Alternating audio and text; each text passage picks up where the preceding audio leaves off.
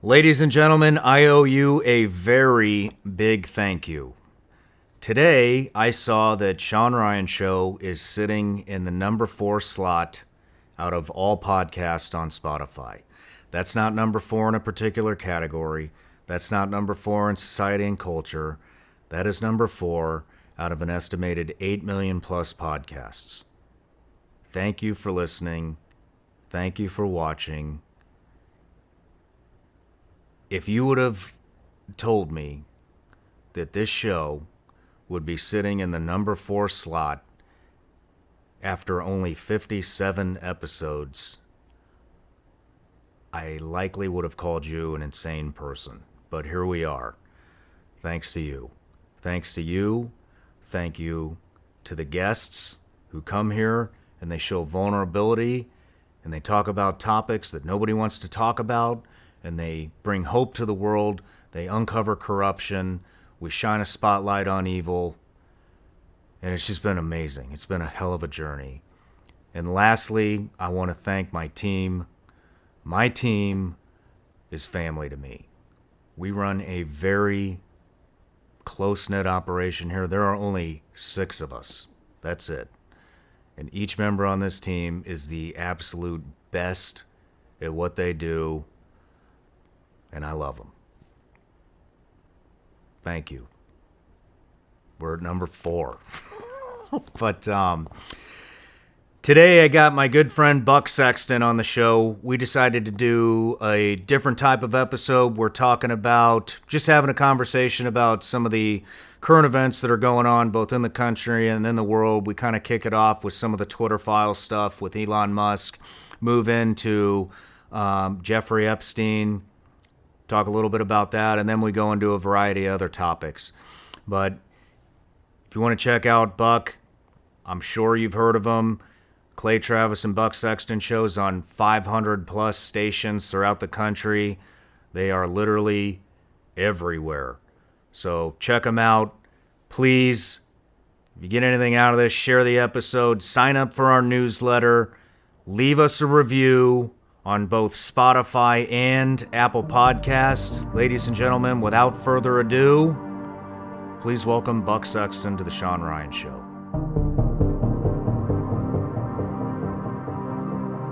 Buck Sexton, welcome to the Shawn Ryan Show, man. Dude, it's an honor to be here. Thank you. It's been a long time coming. Yeah, man. I'm a fan of the show. It's fun to do a show you're a fan of. So you do great work here. Thank you. I'm a huge fan of you guys too. So let me introduce you real quick. American radio host, the follow-on, you and Clay Travis, the follow-on for the Rush Limbaugh show. Political commentator, podcaster, writer, and former CIA intelligence officer. You were an analyst over there. You got a bachelor's degree in political science. You joined the CIA in 2005, and now you're here. I'm here. It's quite a journey. So we got a lot to unpack today.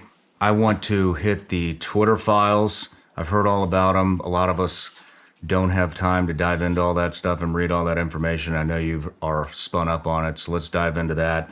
And recently there was the Epstein drop in the Wall Street Journal. I'd like to cover some of that. And then if we get to it, which maybe we'll start with this, Title 42, that's expiring here, what, in a week? May 11th, Title 42 is set to expire, yeah. And then we'll get into some CIA stuff. Sure. And maybe what's going on with the Bidens. Writing some badass memos, drinking some badass coffee back at Langer. We'll do it. But everybody on this show gets a gift. Oh, that for me. I thought that's for the audience. Thank you. Even you, Buck. Even me, man. That's amazing. You even get a gift. Thank you so much. Oh, Vigilance Elite Gummy. I mean, I've been hearing about these. Now I get to actually taste them. This is phenomenal. Gluten-free. Thank you so much. Legal in all 50 states. You can take Celiac disease approved. Thank you so much. I appreciate that. You're welcome. But where do you want to start? Do you want to start with the Twitter files? Do you want to start with Title 42? We could do. You were fired up about the Twitter files thing, and I am too. I just think it's interesting that something that should be the biggest story about the media within the general media ecosystem is almost entirely ignored. Yeah. Right. And we know why, but it's just fascinating. This should be a huge thing, right? This should be enormous. This should be Watergate, which people talk about all the time now. But because of the political implications of it, it is overwhelmingly ignored. Yeah, they claim to be a balanced platform back in the day, but turns out 99% of the political donations from the company went to Democrats. So what's fascinating, if you step back and look at the evolution of our media, and I take it back to the very beginning. Can I do that? I'm going to go. I do like history a lot, so I spend far too much time in my life, have spent a lot of time wandering around. I like history books that are on sale on the little racks that no one else is looking at in old dusty stores. But if you look at the origins of American media and journalism, there was always an understanding that it was partisan. It was for a purpose. If you look at what the founding fathers dealt with, newspapers were taking very explicit political positions, and whether it was Federalist, Anti-Federalist, so on, aligned with an ideology, right? Even to the point where the American Aurora, for example, in Philadelphia, while George Washington's in his first term, is saying that he's a traitor who wants to be king, and this is all going to some of the early debates around the Constitution. So the notion that we used to have this thing of an objective media that was just presenting you the facts, that is actually the initial disinformation in all this. That's not true. That was never true. You get into the 20th century and you get into the evolution of true mass media, right? I mean, yeah, newspapers, fine. We get the printing press, we get to newspapers. But once you have radio, which is what I do now, obviously, it's my primary day-to-day job. But then the evolution of television and later on the internet, there was a dominance established of the narrative being, now it was Democrat, but Democrats were different, obviously, 50 years ago than they are now. But this whole notion of journalism as an objective, almost a science, and that's something I'll return to as well. The people who want to control you and want you to just shut up and listen throughout, certainly modern history, look at science. We'll talk about this in the context of COVID. But journalists were objective. That's not really true, obviously. We know that now. And we know it in part because of the evolution of talk radio. I now sit every day as in the slot, we say in the house that Rush built with Clay Travis, my co-host, who's awesome. And we do the best we can to serve Rush's audience. But Rush Limbaugh, some other talk radio hosts, the internet, Fox News, Drudge Report, which used to be amazing. Were you ever a Drudge Report guy? Drudge Report was my homepage starting from when I was a William F. Buckley reading college kid. I was all about the Drudge Report. So I bring all this up because you had this break in the control of the narrative, where all of a sudden you had not just alternative voices, but powerful alternative voices who, whether it was, Bill Clinton's affair in the case of the Drudge Report, or obviously all the things Rush dealt with, there was finally a little bit of a counterbalance. And of course, the left hated this. The left is authoritarian, and I call them commies for reasons we can get into. They hated this. So then it brings us to social media. I know we've done a whole, but what happened is with the evolution, the early stages of the internet, finally it seemed like we were approaching something like a balanced playing field, right? Everybody had a blog and everybody could, voice their opinions. And some of the websites, the upstarts, became very, very popular. But what we realized was that even in this massive information, I don't want to say information warfare space, but it can be this massive information superhighway of the internet, there are toll roads, there are choke points, there are ways that you can establish through what is effectively a monopoly, total information dominance.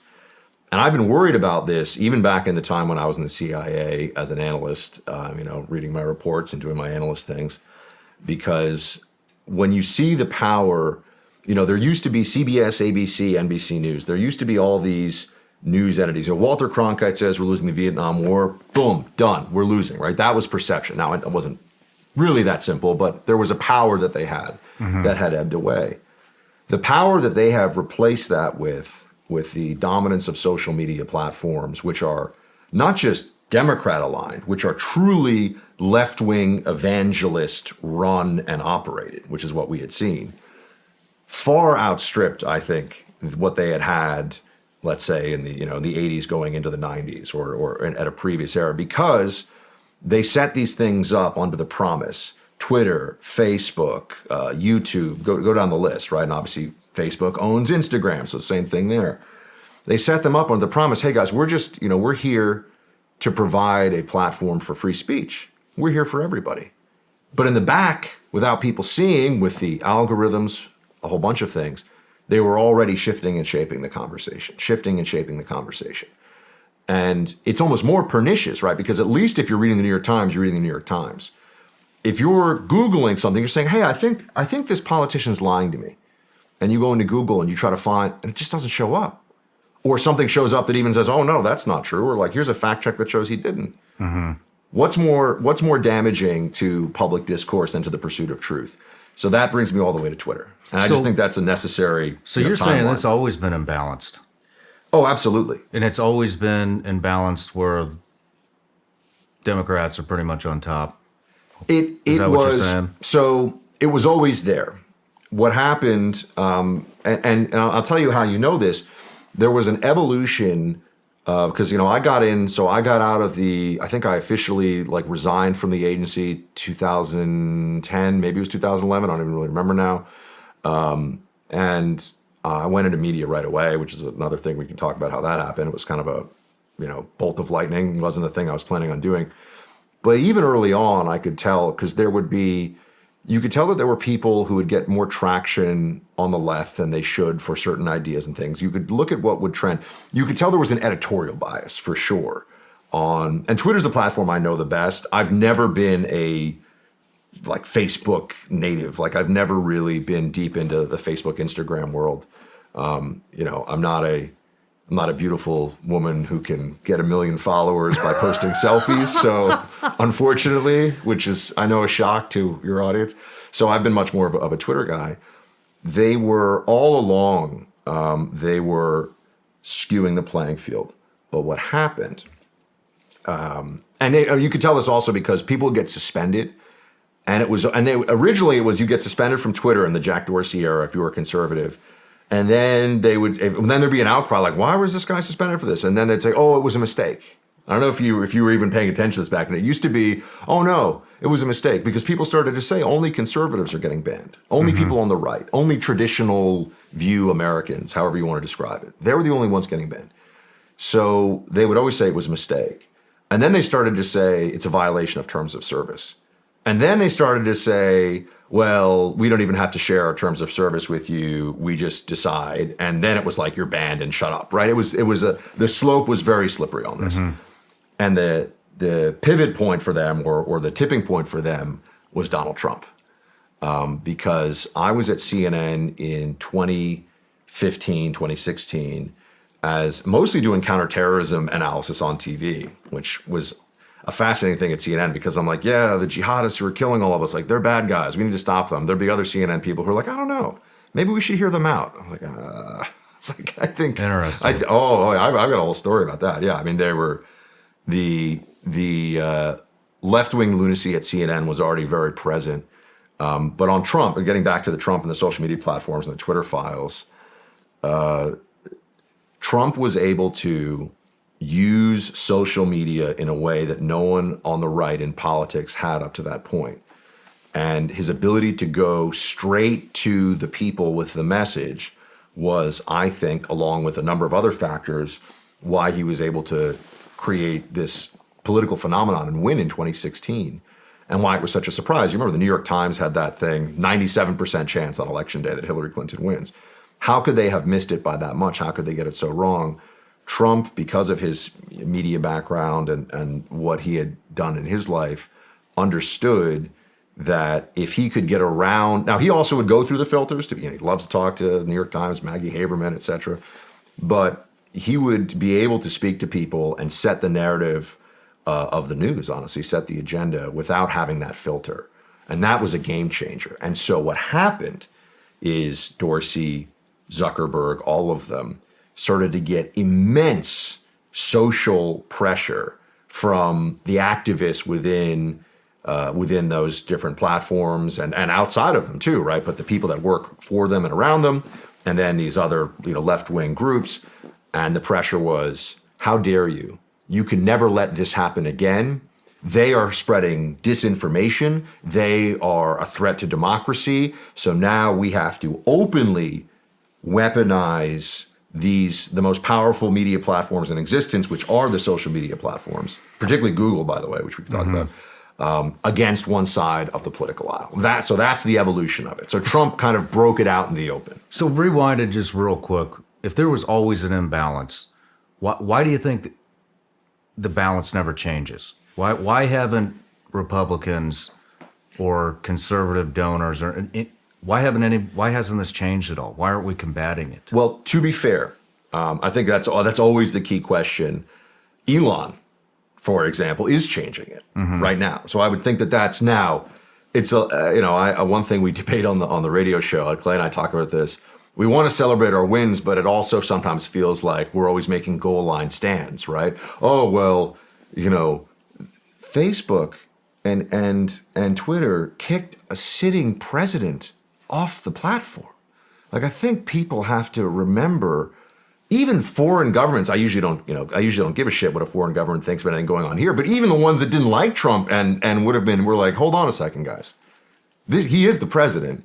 You're not allowing him the access to what is, at least in perception, a public utility. I know it's technically not. These are private platforms, but there's a whole other conversation about what about all the regulation? Like, I can't just go on radio and say anything I want, but on social media, they can do anything they want. So I do think I think they reached the point. If you had asked me that question even a couple of years ago, I would have said, it's a little bit like, why is it that there are more avowed Marxists on the faculties of top American colleges and universities than Republicans? And it's because to be a leftists operate in the ecosystem of academia, of corporate America, like an invasive species, right? Why do you have to worry about an invasive species? Because they don't want to coexist. There's no interest in, they want to, this is the fish that wants to eat the other fish and only have this kind of fish, and that is it. And that is how they operate, by the way, in the federal government bureaucratic ranks as well. It's how they operated at the CIA, certainly on the analyst side to the degree that they can. It's how they operate in find me a place where they achieve dominance. Part of it is the psychology of people on the right. We think of things like fair play and principles. And even more than that on this conversation, we like to be left alone. Like we're happy to do our jobs, right? If I worked at a lumber mill as a conservative, I just show up. I want to do the best job I can at the lumber mill. I get paid for my labor. I go home. If you're of the mindset of these activist libs, you show up and you're like, where's the trans agenda flag on the door? Or like, why isn't everyone at the lumber mill sharing their pronouns? Because this is the mentality. And I think we've finally woken up to that. And we've certainly seen it on the social media platforms now, where they openly decided that the Trump thing was the crossing of the Rubicon in so many ways. They openly decided that they were going to suppress. And I'm one of the loudest critics of because it's been really damaging what they've done to the reputation of the CIA. It's really damaging what they've done to the intelligence community. They have fundamentally, with the Hunter Biden laptop, which I know is part of the Twitter files, they have fundamentally undermined those institutions, and it will take generations to repair it, if it's even repairable at this point. What do you think it was? Do you think there was one particular thing that Trump did why they banned him? Because and the reason I'm asking, because there's been a lot of, you always hear he was inciting violence, but then you have all these other heads of states, Iran, Nigeria, Ethiopia. The Twitter did not delete these tweets, and here's some of them. Here's a tweet. Israel is a cancerous tumor, and they need to be eradicated and removed. There's a bunch of these. There's an important maxim. I've referred to this as wartime conservatism. People will say, they'll just say he knows what time it is or she knows what time it is. people will say that it's based, but the recognition, if there's something that is similar to what the left thinks woke is, whatever that is on the right, meaning that you are activated and mobilized, right? The first thing everyone has to understand is that the mindset of the leftist authoritarian is that they do things differently for different people or in different circumstances because they can. They do not seek to be even-handed or principled. They are not aspiring to approach people with fairness or decency. They treat the right and left differently because they can. It is pure power politics. And so when you talk about, well, how is it that the Iranian mullahs and I'm sure I don't know if the Kim dynasty, if they're really active on Twitter, but whoever it is, how is it that they can continue to tweet and the sitting president isn't? Because they don't really care about the Iranian mullah, because he doesn't threaten their power here. And they don't really care about human rights either. They care about Donald Trump because he stands in the way of what they're trying to accomplish and the power they're trying to seize. So the destruction of whatever they're espousing in terms of fairness, balance, equity, that's the standard. The hypocrisy is the point. I understand that. The reason I'm bringing this up, and that quote was from Iran. And so I want to read the whole quote. I'm going to read a couple of them just to show. Sure, yeah, go for it. And we'll put screenshots of the tweets on up. So this is from Iran. Israel is a malignant, cancerous tumor in the West Asia region that has to be removed and eradicated. It is possible it will happen. Not removed. In October of 2020, the former Malaysian prime minister said it was right for Muslims to kill millions of French people. This tweet was removed, but the prime minister was not banned from Twitter. President of Nigeria incited violence against I'm going to screw this up, Biafra groups. Biafra, yeah, the separatist group there. Yeah, those of us in the fields for 30 months who went through the war, we will treat them in the language they understand. Twitter deleted the tweet, but didn't ban them. In October 2021, Twitter allowed Ethiopian Prime Minister Abiy Ahmed to call on citizens to take up arms against the Tigray region. Twitter allowed the tweet to remain up and did not ban the prime minister. So those are all inciting violence that Twitter didn't care about. The US dollar. How many of you out there still have any confidence whatsoever in the US dollar? Probably not very many. I don't either. You see, there's a growing concern on the devaluation of the US dollar right now, and rightly so. Here's why. Inflation. We are at an all-time high right now on inflation. It will now cost you $12 to buy one carton of eggs. That is absolutely absurd. Let's talk about interest rates. Interest rates through the roof. If you're in the market to buy a house right now, you're going to get roughly 50% less house because they've raised the interest rates so high. Let's talk about the stock market. Way down, especially the tech stocks. Crypto, way down. Congress, spending more money than you or I or anyone else we know can even fathom counting. And the feds, what are they doing? They're just printing money like it's nobody's business, devaluing our dollar. Meanwhile, China is running around the globe right now, striking deals. Latest one, Saudi Arabia and Iran.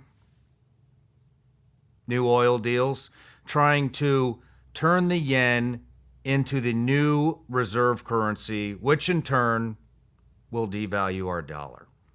It might be time to start looking at where to protect your money, and you might want to look at precious metals. I believe gold and silver is one of the safest assets to protect your savings and your retirement against inflation and recession. If you're interested in investing in gold, I suggest you call my friends at Lear Capital. A lot of folks these days are extremely concerned about the 401ks. ladies and gents, if you're looking for a solid investment, talk to Lear. They can roll precious metals investment right into your 401k. Call them today at 1-800-741-0551 or go to learshawn.com. I started investing in gold back in 2020. When I saw what was going on back then, I knew we were in for a financial crisis, and I started investing in precious metals immediately. Once again, call Lear at 800-741-0551 or go to learshawn.com and get your free gold and silver investor guides and receive up to $15,000 in free bonus metals with a qualified purchase. Information contained within Lear Capital's website is for general educational purposes and is not investment, tax, or legal advice. Past performance may not be indicative of future results. Consult with your tax attorney or financial professional before making an investment decision. I've spent more time than I would like to admit researching, testing, trying to find the perfect mattress that's going to give me a good night's sleep. And it basically got to the point where I just gave up. I suffer from chronic back pain. It comes from 14 years of combat operations as a Navy SEAL and a CIA contractor. My back's just shot. No matter what mattress I use, I wake up, I can't move. Takes me about 45 minutes just to loosen up, to bend over, to put my shoes on, to get out the door. And then a friend of mine told me about Helix mattresses. So I went to the website. Turns out they got a quiz you take. You take the quiz, and then they make a recommendation out of the 20 mattresses they have in stock. Mine was the Midnight Lux, and bam, had it shipped right to my house. Very skeptical, by the way, but slept on it first night. Slept like a baby. Complete game changer. Another thing I like about Helix mattresses is they have the enhanced cooling feature that keeps you from overheating. We've all used mattresses where you wake up, especially these memory foam ones, right? You wake up and you're sweating and you can't go back to sleep. Well, Helix is taking care of that. But don't take my word for it. GQ and Wired Magazine have named Helix their #1 mattress. Take the Helix Sleep Quiz at helixsleep.com and find your perfect mattress in under 2 minutes. Go to helixsleep.com/SRS. As a bonus, Helix is offering 20% off all mattress orders and 2 free pillows for my listeners. Again, that's helixsleep.com/SRS. This is their best offer yet, and it's not going to last long. Go to helixsleep.com/SRS. I don't think Trump had anything even close to any of those tweets. They're liars. That's what you see. They're liars. And we all know it now. And everyone knows it now. So it's out in the open, which is a good thing. There's no doubt about it.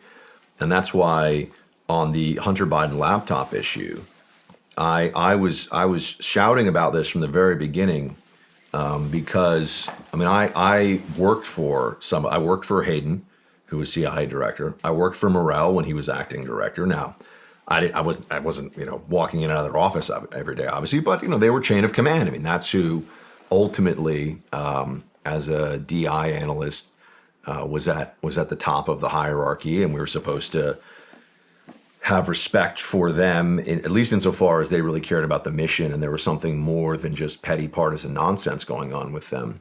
And after this whole phenomenon of the Twitter files and everything is only possible because Elon bought Twitter. Elon bought Twitter, and I think this was because of a number of things. The Babylon Bee, where Seth Dillon. Do you ever see the Babylon Bee stuff? I do. They're great. I mean, they're doing really fun stuff. Babylon Bee guys are doing a great job. Seth got locked out of his Twitter account, and he and Elon know each other. And he's just like, "What do you mean?" And it was over Rachel Levine as Man of the Year was basically the tweet. And Rachel Levine, as you know, is a transgender man who was like an admiral in HHS or something, I forget, Health and Human Services, and had been called Woman of the Year, which should be an insult to any person who lives in reality, because this is neither a woman nor the Woman of the Year. But he got locked out of his Twitter account because of that, okay? So for the objective, and I think this is important to what we're saying about how they're liars, for the objective statement of fact, Twitter destroyed his account, locked him out forever. And for different media entities, commentators, that can really hurt your business. I mean, there's real consequences to this. It's not just like, oh, well, now I can't, post on the local message board or something. It really matters. It's meaningful. So that then also brings me back to the whole era of the deplatforming that occurred right around the 2020 election.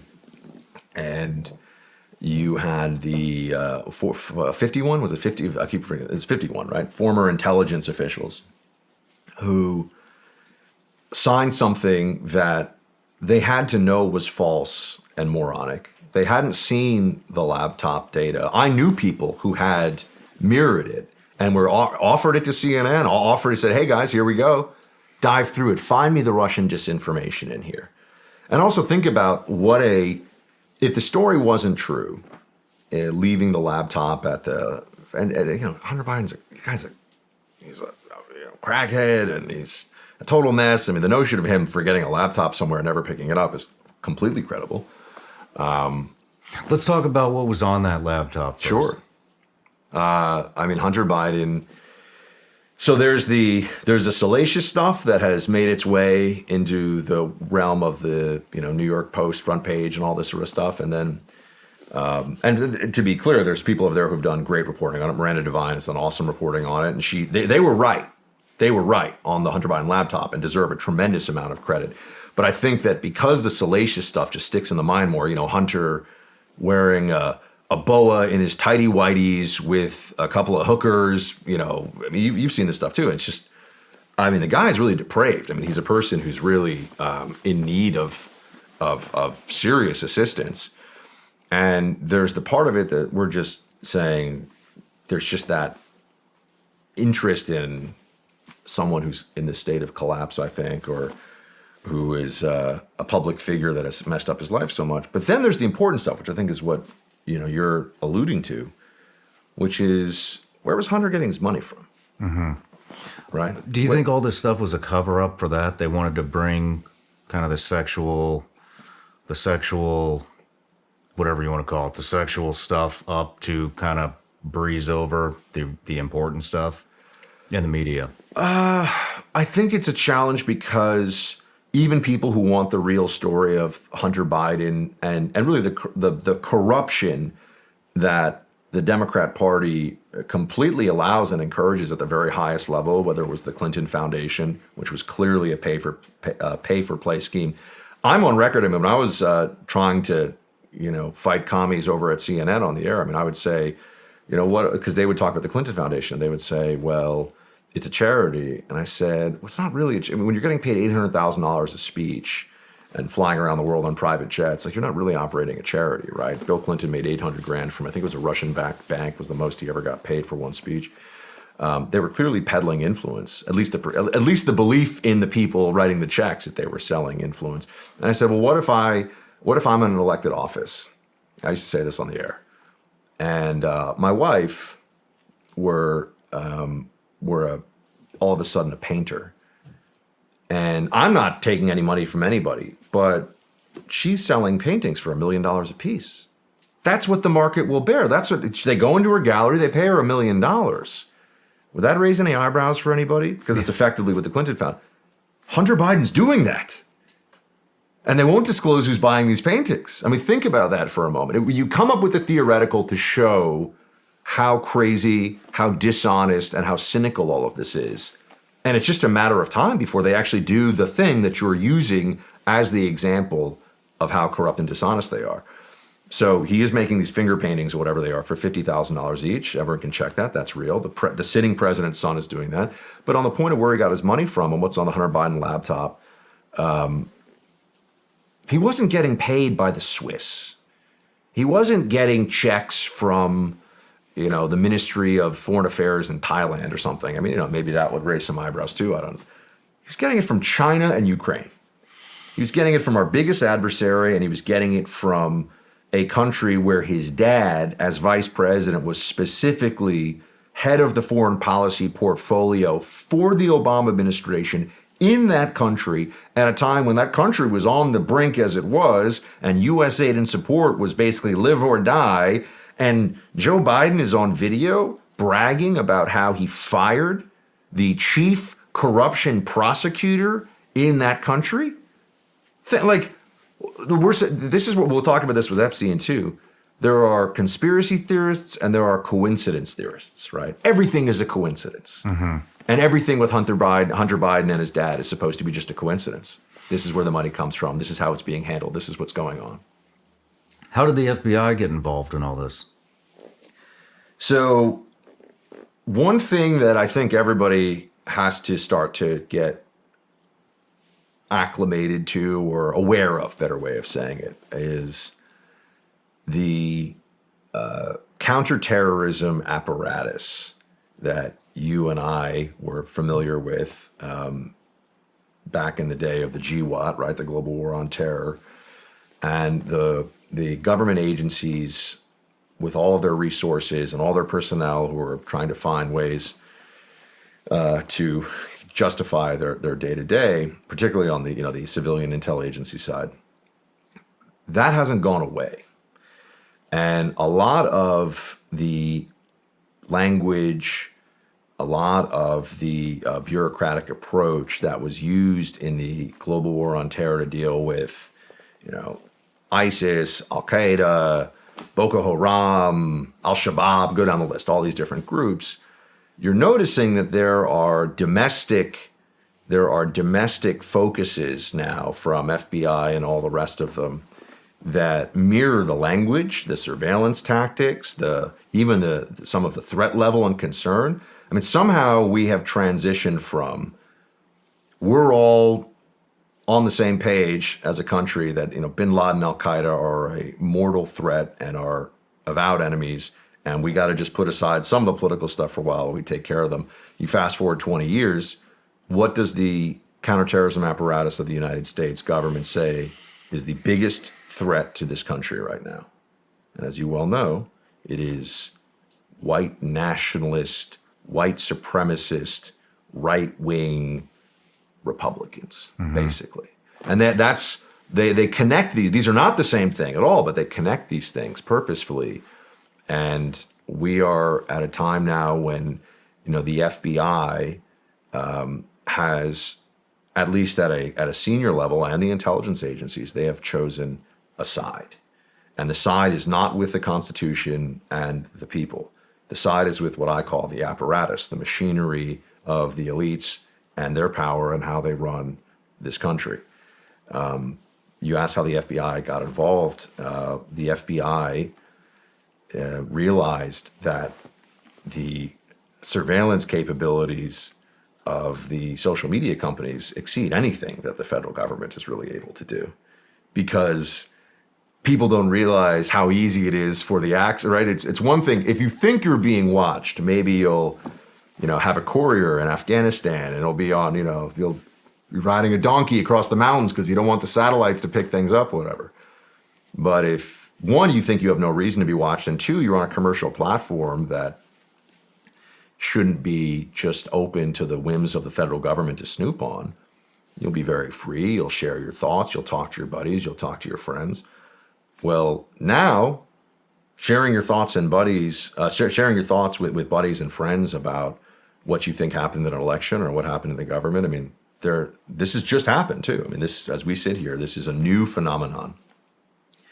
They have established that having the wrong beliefs and thoughts about an election and saying things about what you want to happen or think should have happening is sedition, which is basically treason. So we are heading down a very dark pathway with that. And it is, the train is no longer out in the distance, you're not just kind of hearing the faint sounds of the train on the tracks. You're feeling the rumble now. It is coming. It's coming in this 2024 election. I'm deeply concerned about how this is going to play out for all of us.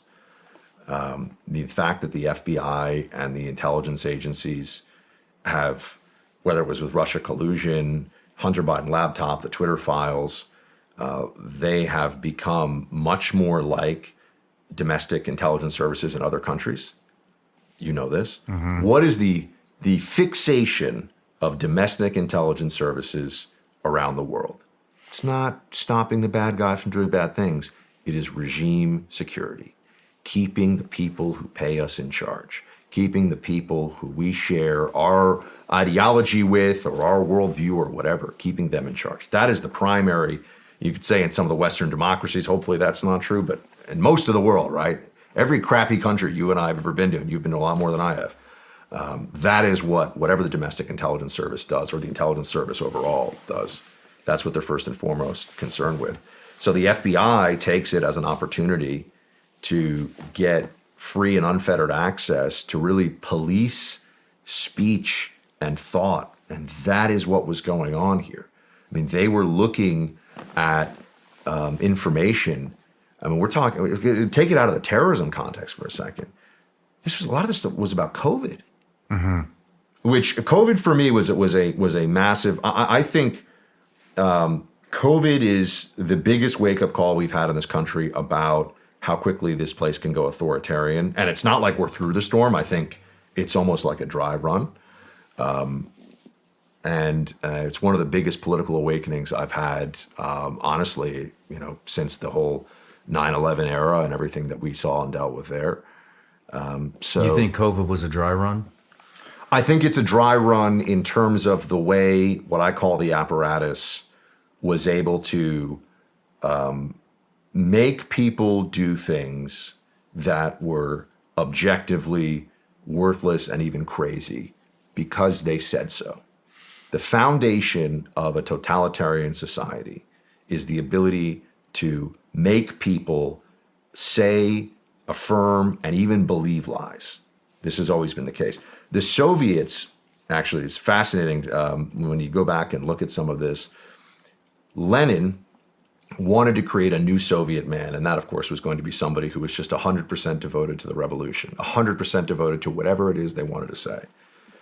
And, as we know, the Soviet Union became the evil empire and immiserated hundreds of millions of people around the world, and millions of people killed in purges and all the rest of what we know from history. Pavlov, training the dogs, conditioning. You go back to the origins of the Soviet system, and Lenin himself had a fascination with Ivan Pavlov. Why? Well, if he could condition the dogs in this way, why can't we condition the people in this way? If you can rewire the circuitry of animals to react to certain stimuli and do exactly what you want them to, can't you then have the same thing happen with human beings? And this, Lenin said, Lenin was a big fan of Pavlov, even at a time, and it's complicated because, of course, Pavlov almost starved to death because the Soviets were starving everybody because the system was a mess. But later on, they restaffed him up, he had hundreds of scientists, and there are still people who argue, and we don't have full records of it, that there was a much more clear interest and even desire for experimentation on controlling people in a Pavlovian fashion, the way that they controlled or created the conditioning, selective conditioning in the dogs. And so when you want to have a totalitarian society, you have to force people to believe things that are untrue. That's the baseline of everything, right? This is why Solzhenitsyn's most important exhortation is live not by lies. Well, Shawn, we're sitting here, and you and I both know if I walked into any Fortune 500 company and sat down in the C-suite, and I was like, we all can agree that like only women can get pregnant, right? Not gonna fly. No, can't say that. I'm a bad person. I'm a bad person if I say that. I might get kicked off Twitter if I say that. And so I think it's been a long project that we saw with COVID. You had the union of mass media and mass hysteria, and the results were awful, horrific. We saw blatant violations of the Constitution. We saw the elevation of science that was lunacy, obviously. I mean, when you sat there and thought about things, And I get a little frustrated because I think even a lot of people on the right go, oh, I just don't want to. I'm like, they made your kids, depending on where you are, in New York, mask up between bites outside, sitting on the ground in 30-degree weather. They were abusing children with the power of the state. And people want to forget about this? Who lost their job over that, Shawn? Who's gone to jail? Who even lost their job in elected office over that? I mean, you have the lunatic governor of Michigan kept her job. The lunatic governor of California kept his job. I mean, they like it. These people like it. That's exactly right. Some of them like to be ordered around. Yeah. There's a deep need that a lot of people have, and some would even argue it's a basic human condition of the way that they fear choice, they fear freedom, they want order even at the expense of it being authoritarian, as in you just do this because. We had half the country go along with this, at least half the country go along with this. And well, at the beginning, they had over that. Over that. I mean, it took a minute for people to realize what was going on. I mean, look, it took me a minute to realize what was going on. Yeah, absolutely. I met with Donald Trump in the Oval Office in May of 2020 at his request. And, you know, I was in a media capacity. It's kind of funny because I did a couple of CIA deep dive briefings for Bush in the Oval Office. So I went in there as like a CIA guy, and I went in for those briefings, and it was all like, you know, yes, sir, like Commander-in-Chief, like I'm here, like I'm presenting, you know, analysts, we're like, we're all scared all the time. We're like, oh no, he's looking at me weird. But then I went in later and I walk in and Trump's like, Buck Sexton, best hair in television. Like I'm like, I can't believe I'm in the Oval Office for this. This is, you know, and we sat there and we talked about mostly some of the stuff in the intel community in terms of at the top level, you know, the concerns about the deep state. Some of what I'm talking about now. Trump was like, I want to hear what you think about this. So we talked about that a little bit. But then we got to the COVID stuff, and I just looked at him and I said, sir, you know, this is May of 2020, and I'm just like, he wasn't wearing a mask, by the way. I wasn't wearing a mask. We're walking in the White House. People are like, yeah, so people knew, right? It was already clear. If you were reading the data, if you're living in reality, you already knew. But I said, sir, you got to promise me, you know, no more lockdowns. And we shook hands also at that point. Remember, we were never going to shake hands again. People forget how crazy it got. I shook hands with Trump, and he goes, oh no, we're not doing any more lockdowns. Well, what happened, unfortunately, is, I mean, it's complicated because if you had a Democrat president instead of Donald Trump, I think we would still be not in a full lockdown phase, but COVID would have transformed America even more than it already did. Because it was the biggest opening for true authoritarian power grab that this country has seen, certainly in my lifetime. But he let it go to the states. Well, the problem is now you have all these blue states and all these blue cities and these even red states that are still acting like maniacs. And people weren't really protected from it. And this is why, look, I moved from New York to Florida. I'm a Florida resident now. I moved to Ron DeSantis' Florida because of people shouting at me, you know, as I was walking through the lobby where I live, put your mask on. I just want to look at them like, why are you insane? What do you not get? Sitting down, taking your mask off when you eat, you're not, but wearing it when you go to some things, like this is all virtue signaling. This is all garbage.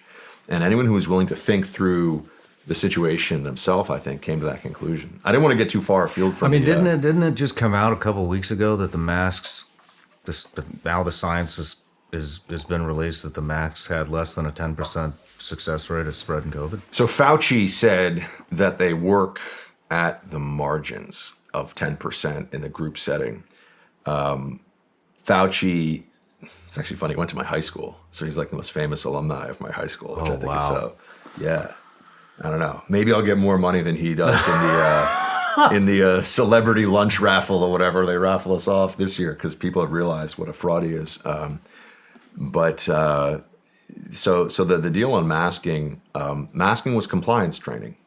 Masking was never really about, it was compliance training and it was a signaling mechanism. Be scared. We're in a pandemic. You're obeying. It was a constant reminder because otherwise people might have just started to be like, you know, I'm living my life and everything's pretty fine. And, you know, we're all going to go at some point anyway. I think conservatives in general have I think the conservative mindset has more of an understanding and acceptance that we're all going to die at some point, and so they're less likely to live with this sort of hysterical fear that pervades all their beliefs about everything, whether it's climate change or any number of things. But on the masking, so yeah, I used to sit with people. I would try to walk them through this, and I would say, so why do we mask on planes? Because I had people that knew me growing up in New York, and they're reaching out on this. And why do we mask on planes?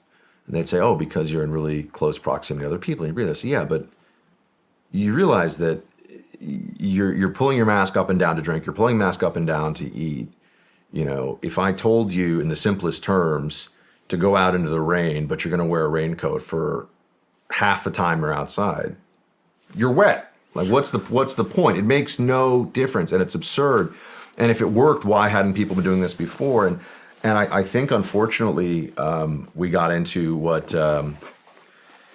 Matthias Desmet wrote the book on it more recently, but the original is a 19th century Frenchman, Gustave Le Bon, who wrote The Crowd and Mass Formation, or Mass Formation Psychosis. And it's just people wanted to be herd animals. They wanted to be protected. And if you wore a mask, you were a part of the herd. And that was the baseline, it goes back to Pavlov and all that, man. That's the baseline psychological conditioning that was underway. Man, let's.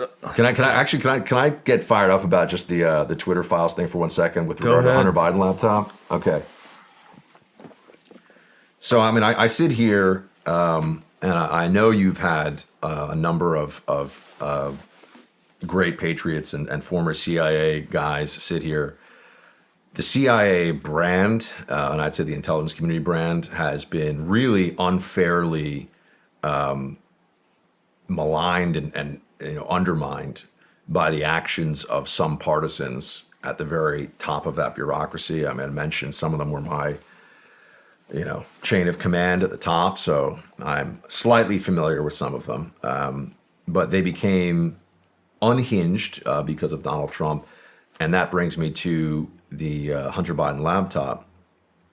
It's funny because they're supposed to be disinformation experts, and what they did was create disinformation. They knew that the laptop was probably real. Everyone knew the laptop was probably real. But they had a purpose. They had a mission, just like good little FSB officers would. Don't ask any questions. Don't worry that it's a lie. It's game time for this election. Joe Biden is a clown who, on his best days, it's an insult to the notion of the presidency that this guy would be in charge of anything. Joe Biden might lose this election. It was very close. People sometimes, I think, forget that when you actually look at where it mattered with the states, not even getting into all the discussion about what was done where and the way things were rigged and all the rest of it. But they knew their job was to use the credibility that they had to have led people at these institutions, at these agencies where, as you know, people have given their lives for their country. They've given time with their kids. They've given marriages. They've given everything to try to serve the mission. And they decided to use the credibility from the very top level, not some little nobody from back in the day like me, somebody who was really senior in the process, the most senior people. They used the credibility of those agencies and what was sacrificed by people who did real work and put themselves on the line in order to propagate a lie to throw an election. That is third world banana republic bullshit. Mm-hmm. Everybody knows it. And I think that we enter this scary time because when you have a regime that does not feel bound by, never mind traditions and conventions, but law that we're all supposed to agree on, which I do not think you have with the Democrat left. And I have criticisms of Republicans too, and we can get into some of that. But when you have a regime that does not feel bound by tradition and law, and you have an intelligence service or an intelligence apparatus that feels its primary mission is to the regime and not to the people and not to the Constitution, really bad things can happen. And I do believe that is where we are. I do too. I 100% believe that. I mean, Do you think there's any turning back? Oh God, I mean, I like to think that there's always room for optimism, and there's always hope that things can start to move in a better direction. Here's my, let me tell you I'll kind of war game out the concern, and then maybe you and I can both come to how this can get a lot better. One of the biggest challenges we have is, I think, as things in this country become more tyrannical, and I do believe that's the appropriate word. And you could say, oh, but what about Trump won? And then and Republicans and this. The agenda and the change continues even when we win elections. Mm-hmm. This is because of the seizure, because of the control of so many of the choke points, platforms, levers of power within our society, politically and outside of the immediate realm of politics.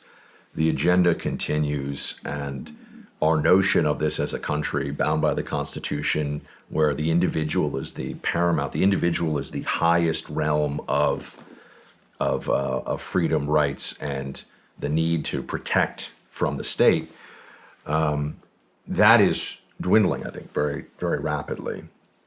And I think that if you look at it on a broader spectrum, instead of just thinking, oh, well, today is fine, yesterday was fine, maybe tomorrow will be great too. They've already indicted a former president, he is a likely next Republican candidate. They've indicted him on the most absurd grounds imaginable. If you gathered together a bunch of law school students, you get in a project, say, come up with the flimsiest felony prosecution of a politician or of a person you could, I think that this would win the prize, right?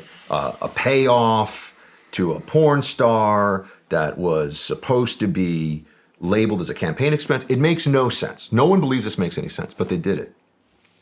And I've been saying all along, well, why do they do it, right? People ask this question, why do they do it? And I say, well, because they are building. They're building to bigger things against Trump and against the movement. And I think you're going to see an indictment coming from Georgia in the summer. I think given the incitement, the sedition, conspiracy to commit sedition, or whatever the official federal jargon may be, but they've got effectively sedition or treason charges on the books now against some of the January 6th guys. And I think eventually they're going to hit Trump with a sedition charge, effectively call him a traitor. And now for people who say they can't really want to do that because of what that would do to the country, right? I mean, now, how are we different from one of these hellholes where, you and your brothers in arms would have to show up back in the day and try to stop everybody from just murdering each other in the streets? How different is our political system really over the long term from the political system in those places if we get to the point where the one party's guy, I mean, this is what happens in Russia, right? This is what happens in countries that we mock for how, absurd their system is. This is what you see in one of the stands where they have elections, but it's 97% goes to the guy who happens to control the secret police. They bring a federal insurrection charge of some kind against Donald Trump, and they finally see through the promise that they've made to the Democrat base, starting all the way back in 2016 with Russia collusion. They have been conditioning their base and their people in this country to be open to the idea of a president who is a traitor, and to believe that we have a president who is a traitor. Now, to people that paid attention to Russia, the people who paid attention to the whole collusion narrative, they understand it's propaganda, it was lies, it was a deep state operation. Okay, fine. They don't care about those people because they don't think they have to. They think they'll have enough to just finally silence the opposition. And what do they really ultimately want? They want a one-party state. What do they have in California? And look, I love California. I'm not saying California is the Soviet Union, but what do they have? They have a one-party state. Mm-hmm. What do they think they can achieve in this country? I think they believe they can achieve. Nominally, it's a democracy, sure, or a republic. But I think they believe they can achieve a de facto one-party state. And the way to do it is to just completely destroy the existing Republican Party by indicting and maybe even imprisoning Donald Trump. And they'll feel good about themselves as they do it because they've convinced themselves that Donald Trump is a traitor to his country, even though the Russia thing's a lie. They don't believe it's a lie. Do you think they're going to indict Biden or Biden's son? Because it's looking like in the media they're going to go after him. So this is a great question. Generally speaking, Democrats, as we know, live by an entirely different set of rules, right? When they matter to the party, people say, "Oh, what about some city councilman that was found with, a paper bag with $200,000 in it or something? He went away." I'm like, yeah, because they don't care, because the guy doesn't matter, right? Mm-hmm. If you matter to the system, if you matter to what they're trying to achieve, Hillary Clinton's a perfect example of this. I mean, you know this. If I sit down with you, I'm your lawyer, and you tell me, "Hey, man, look, I kind of wanted to rock out my own way when I was working with the government, and so I maybe have 100 TS documents just sitting on my server right now." I'd be like, "We need to talk about a plea bargain to make sure you see your kids graduate from college." It's bad news, right? This is a bad situation. Hillary Clinton, they just made the whole thing go away. They just made it go away. They didn't even no plea, no nothing, right? It was sort of. So that's generally how it goes. To the Hunter Biden question.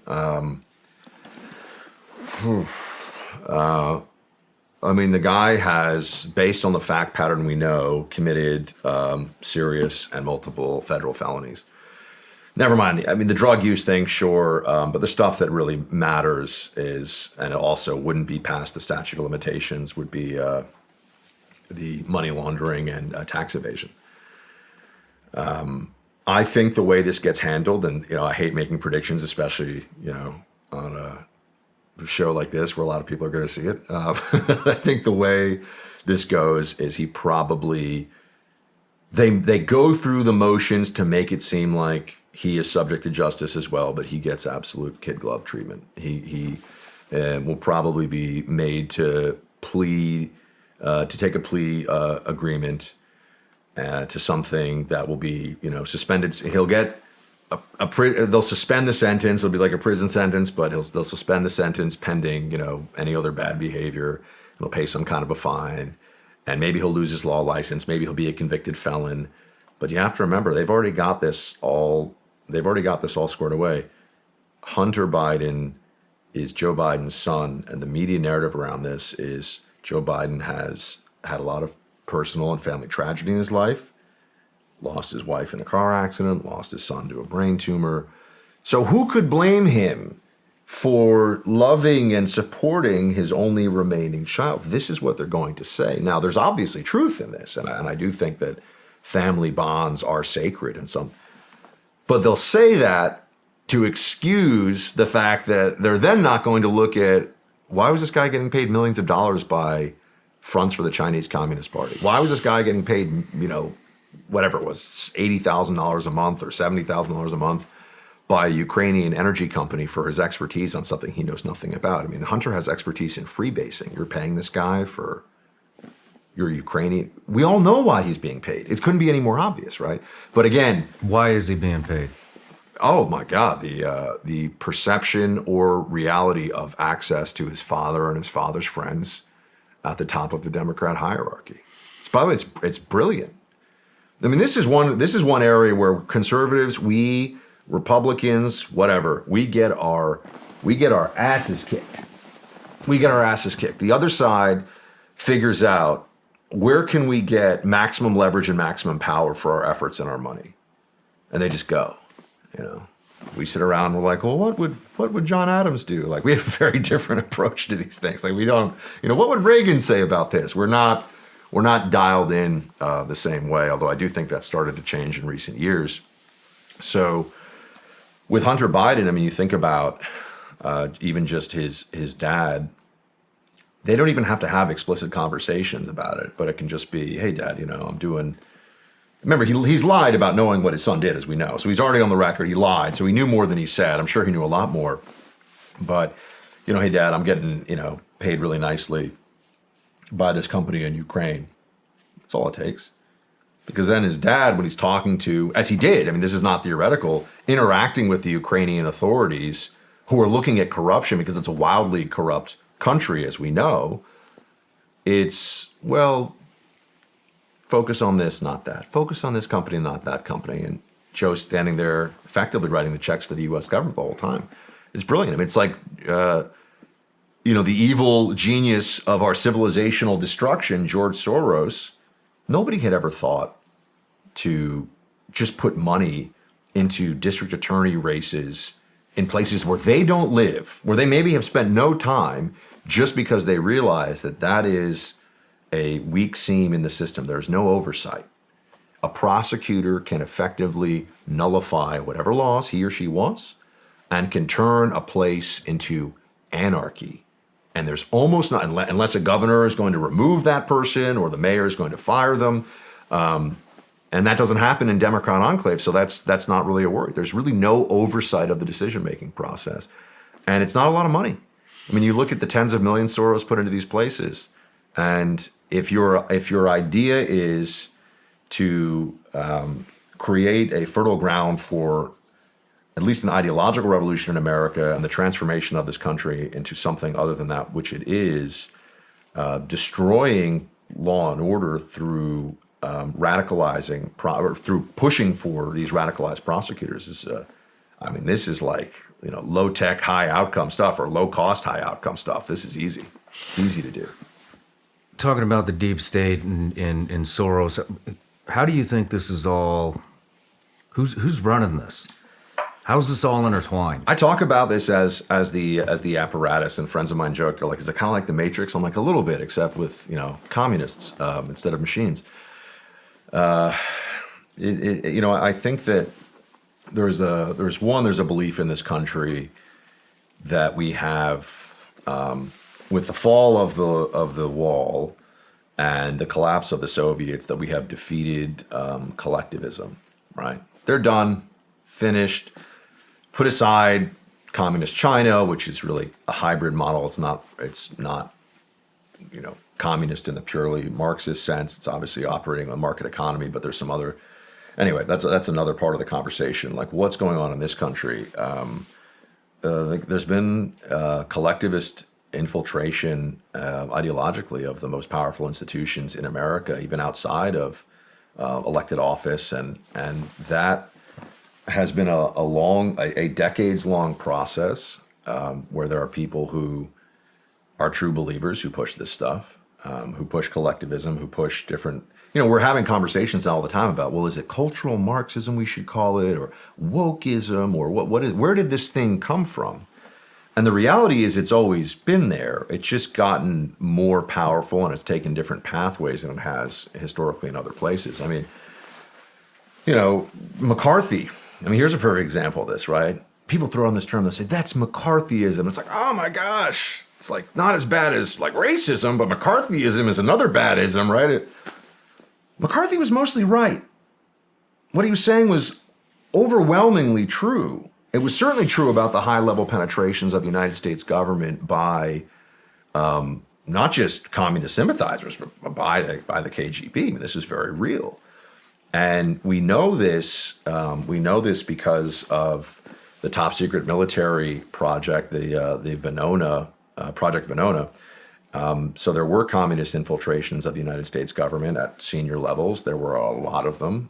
Whittaker Chambers wrote his book Witness. I bring this book up to conservatives all the time. I'm like, you guys have read Witness, right? Oh no, Witness. It's how he was a communist in America helping the Soviets, and realized what evil this was, and turned around and then devoted his life to defeating this menace.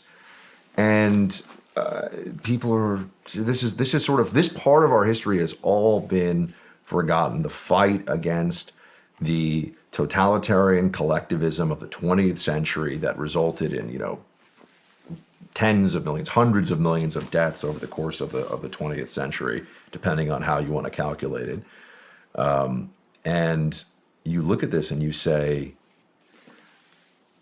do we really think this is just all gone? It just it's just sort of in the ether now. No, it's still very much there, and it goes to, I mean, I don't want to get theological about it, but I do think at some level it goes to the existence of evil, and in, modern human-based societies, that's always something that we lose sight of, but it's very real. I think that if you're trying to undermine, transform, and either, oftentimes do they want to destroy or do they want to transform? It's always both, right? Those things go hand in hand. You have to destroy first before you can effectively transform.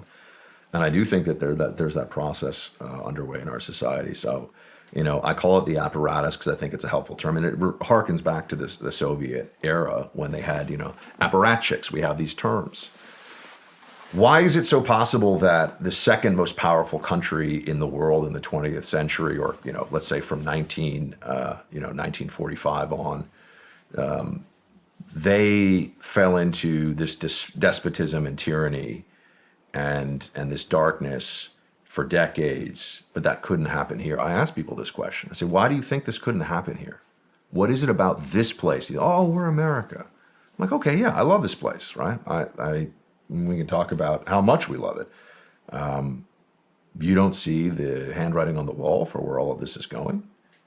And we have people now who are being at least economically pressured and certainly psychologically conditioned to say things that are lies, that we all know are untrue. These are falsehoods. And you are to live your life by these falsehoods. If you're, and by the way, the gender thing,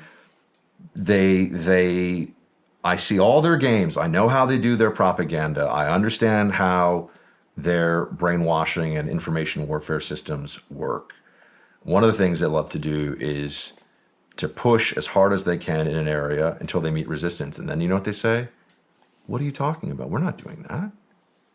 We don't really want your kids to be changing in a locker room with people who are, of the other gender. We don't want, if somebody out there has a 14-year-old daughter, we don't want her changing in the locker room next to a, 30-year-old guy who actually says he's a woman as of a year. We don't want that. They absolutely do want that.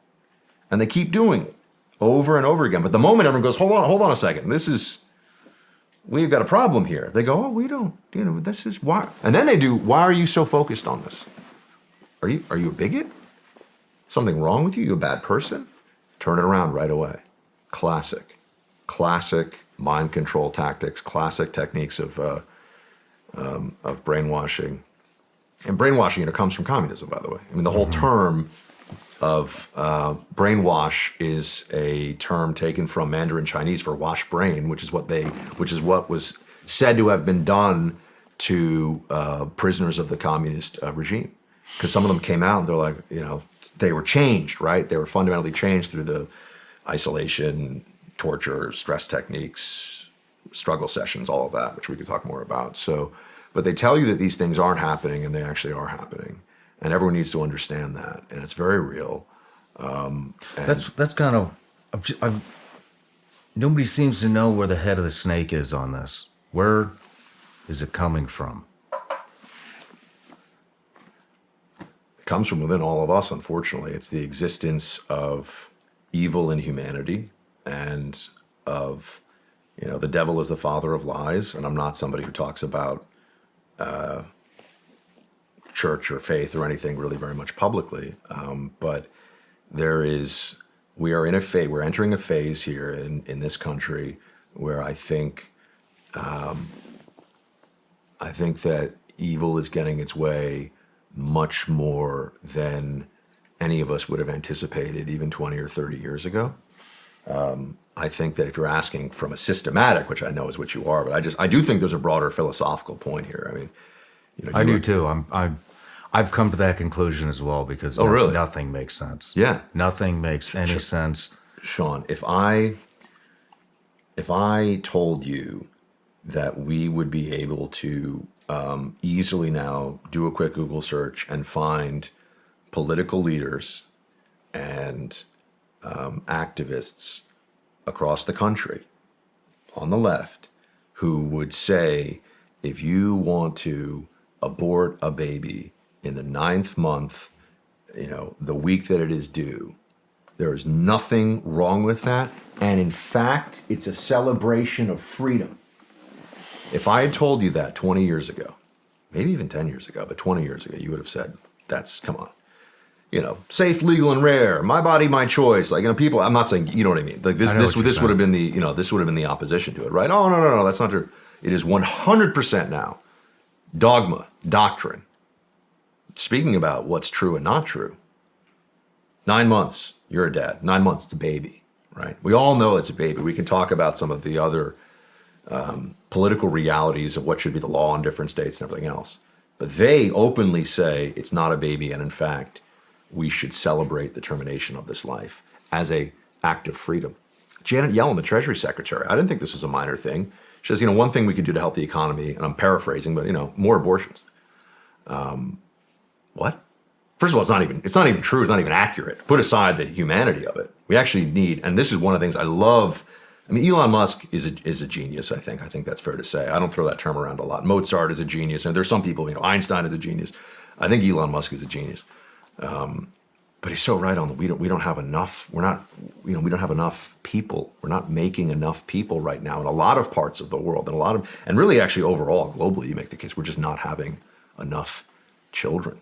One of my regrets is I wish I had actually started, I'm married now and we're hoping to start a family very soon, but I wish I had started a family, I hadn't met the right person, I wish I started a family even sooner. But, there was all this propaganda, all of this, you have to get all these things set, what? So that so I can make VP somewhere or something. All the thinking of this, I think, is skewed. Anyway, I'm sorry to divert, because your question is core, it's key, the apparatus, where is the top of it? And it's something that I struggle with all the time. It's just so well organized. Everything falls into, looking at it from the outside, everything seems to fall into place just perfectly. Everybody's in on this. Yeah. There's and you keep referring to the left, but there's also people on the right that are part of this. Mitch McConnell, we know he's taking. Oh, the machinery, for sure. It's all intertwined. So here, it's so well organized. That's what I can't wrap my head around, is nobody seems to be able to define where's the source of this? Where is it starting from, and how is it so well organized in infiltrating literally everything? I think that there are a few things. I want to deal with the Republican part of it first. The Republicans who are a part of the machinery of the elites right now, I know why they're doing it. They're doing it because they're cowards. They're doing it because it's in their interest. They're doing it because they don't want the heat and the death threats, and they don't want their wife to have someone throw Chardonnay at her at the country club, right? I get it. I know why. Now, this isn't to excuse it, but this is to say they're just succumbing to the pressure and the incentives. Pressure and incentives. So people who are roughly speaking ideologically on the right, who are people, who use the term controlled opposition or anything along those lines, right? It's the incentive structure. They want that one editorial in the New York Times about the newfound respect. This person, they were, the pat on the head. I always call it the pat on the head. And it's sad. I've actually seen, I have a rule, and I think it's a good rule. I do not trash anyone who is my friend by name in the media. Like, I don't care what they do or say. I won't agree with them. I won't lie about them. I won't trash them. But I know people who have gone over, who have become these, like the Republicans, who only want us to all be Mitch McConnell and only have nice things to say about the Democrats, right? And it's sad. I've seen it. It's sad. But they need that next contract. They've got a mortgage. They got bills to pay. And their sense of purpose and the importance of their beliefs is secondary. So now we get to the left. There's obviously that too, right? That's another component of it. So you think it's the pressure? On the right, for sure. On the right, I think that the people that go along with the system are overwhelmingly just hoping to keep their perks and privileges, and they just like the way things are as they are. Is it growing or is it shrinking? I think that there's been, the best part about the Trump era has been the awakening on the right of the need to think of this as a fight. I remember, Republican politics specifically, going back to when I was like, this is surprising. Nobody was probably watching me on your show. I was a college Republican. I was like director of recruiting. I thought Reagan was awesome. But we always had this sense that the highest good is like compromise and triangulation and finding a way that works but still somewhat respects the Constitution, right? That was kind of the... And now we realize these commies want your 8-year-old to destroy his or her gender while you're pretending that white nationalism is the biggest terrorist threat in the country and climate change is going to end the world in 10 years. And, you just go down this list and you're like, I'm not sitting here having some negotiation over these issues with normal people. There's a radicalization. And notice when I say this, the baseline feeling of people on the right is that a little too much? There's a little too much talk radio going on there. Notice how they say that, we are monsters constantly. We are monsters. I sit here and I advocate on my radio show every day for people to live in freedom and security and decency. And I advocate for people to be respectful and kind to each other. I advocate for responsibility. I hate to, look, power corrupts. I get that. But, if you made me the king of Florida, which I guess right now is Ron DeSantis, people would have clean streets, good schools, safe everything. And yet the left thinks that I'm a monster. Yeah. How is that possible? Both of these things cannot be true, right? Someone has radicalized, is my point. Mm-hmm. And I don't think it's us. I don't either. But do you think this is shrinking or is it growing? I think everything is such a fit. I think these people are ripping the wiring out of the walls because they know what's coming. You know what's coming. Take me further on that, meaning that you think that they think the ultimate victory is in sight, or they think the backlash is coming? I think we're collapsing. Oh. These banks are failing. We're talking about the debt ceiling. Everywhere you look in this country, from my standpoint, with my morals, my values, the way I was raised, everything is falling apart. Nothing makes sense. What's up is down. The sexualization of kids. Vanderbilt University, right down the street from here, was operating on kids. Yeah. I think, was it as young as 8 years old? Yeah. 8 years old. Cut it off. Rip the ovaries out. The monstrous, by the way. That's truly monstrous. Everywhere you look, the racism stuff is, the BLM, Antifa, just Ukraine, how China's infiltrating this country in so many different aspects, all around.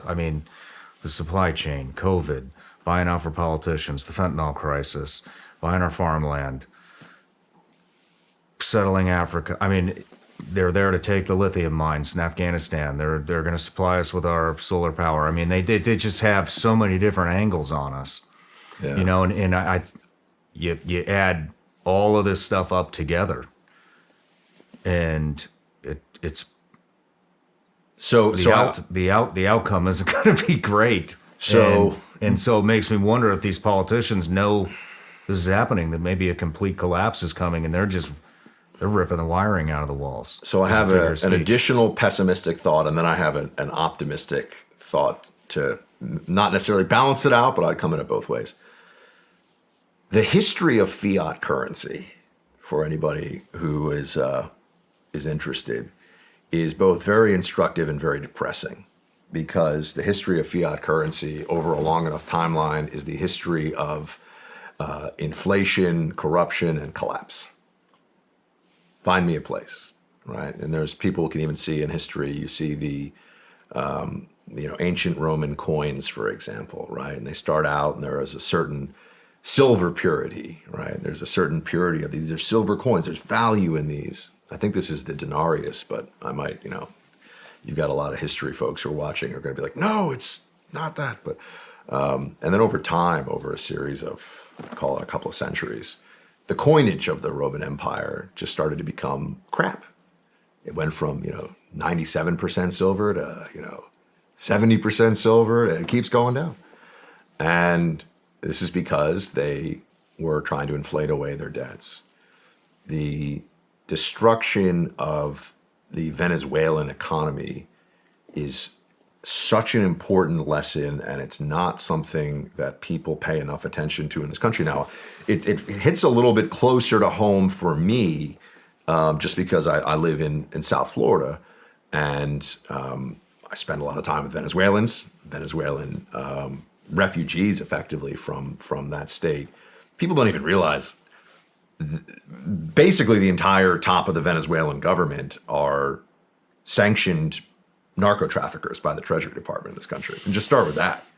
So they don't care. I mean, the economy falls apart. There's basically bread lines. There's the Maduro diet, all that. They don't care. They're billionaires. They're billionaires from looting their own treasury, but also because they have their hands in the narco trafficking pile too. I mean, think about that for a second, right? How are you going to negotiate with these guys? How are you going to operate with them? Venezuela has the largest proven oil reserves in the world, larger than Saudi Arabia. Now, Venezuelan crude is heavier and takes more refinement, so people argue about whether it's like the best oil, or the most efficient, but it does have the largest proven oil reserves in the world. How do you take a country with a rich and sophisticated culture and the equivalent of a giant ATM machine underground and destroy it so it is an anarchic hellhole of murder, looting, theft, rape, all of it?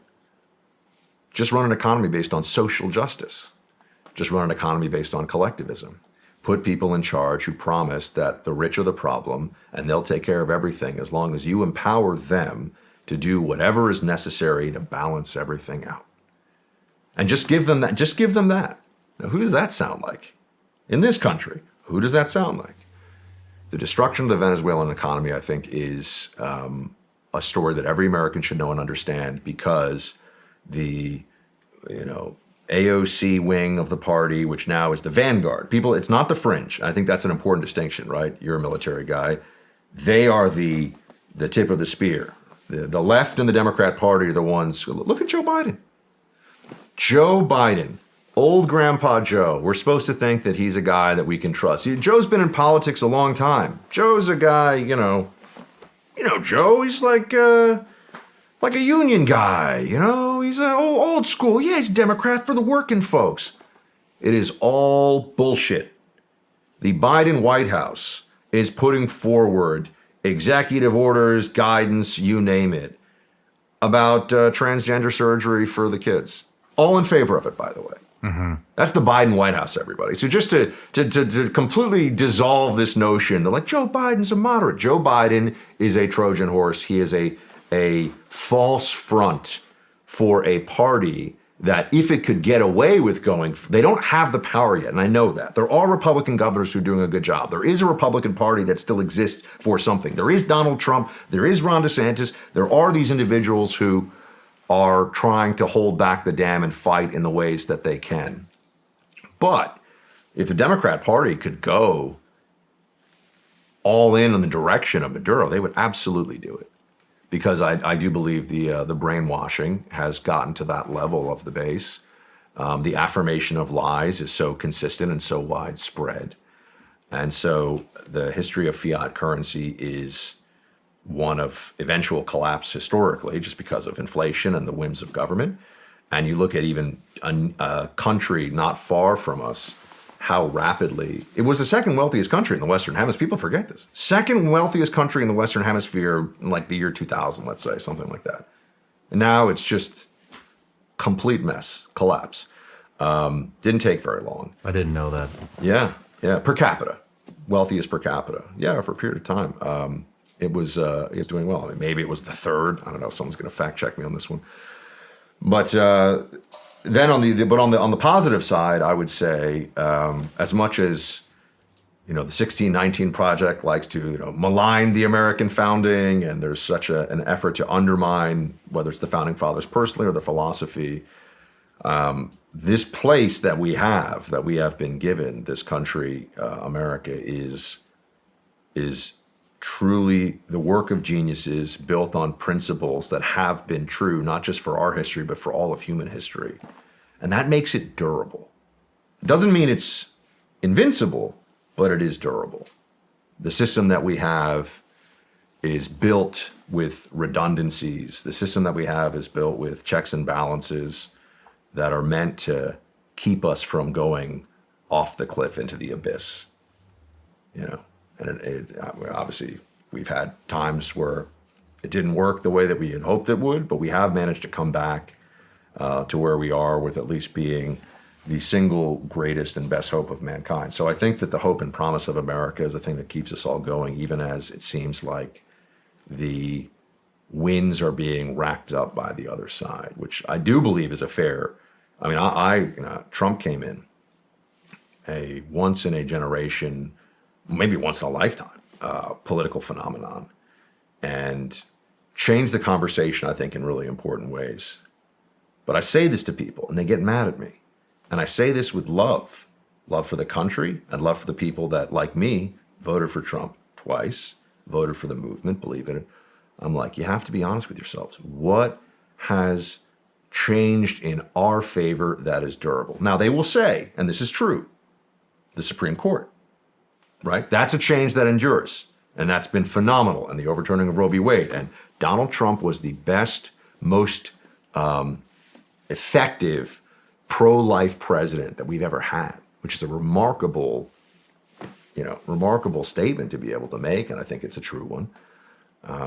But they're hoping to pack the Supreme Court the next time around, guys. Mm-hmm. That's kind of what I mean. It's not about Trump. It's about their understanding of the system, the outer limits of how they operate. People say, well, what about the 4 years of Trump? I sit here, I say, did we solve the border? Did we solve the border crisis? He held it back, right? He tamped it down and started to get under control. We've had 6 million people coming to the country in less than 3 years. Yeah. Right?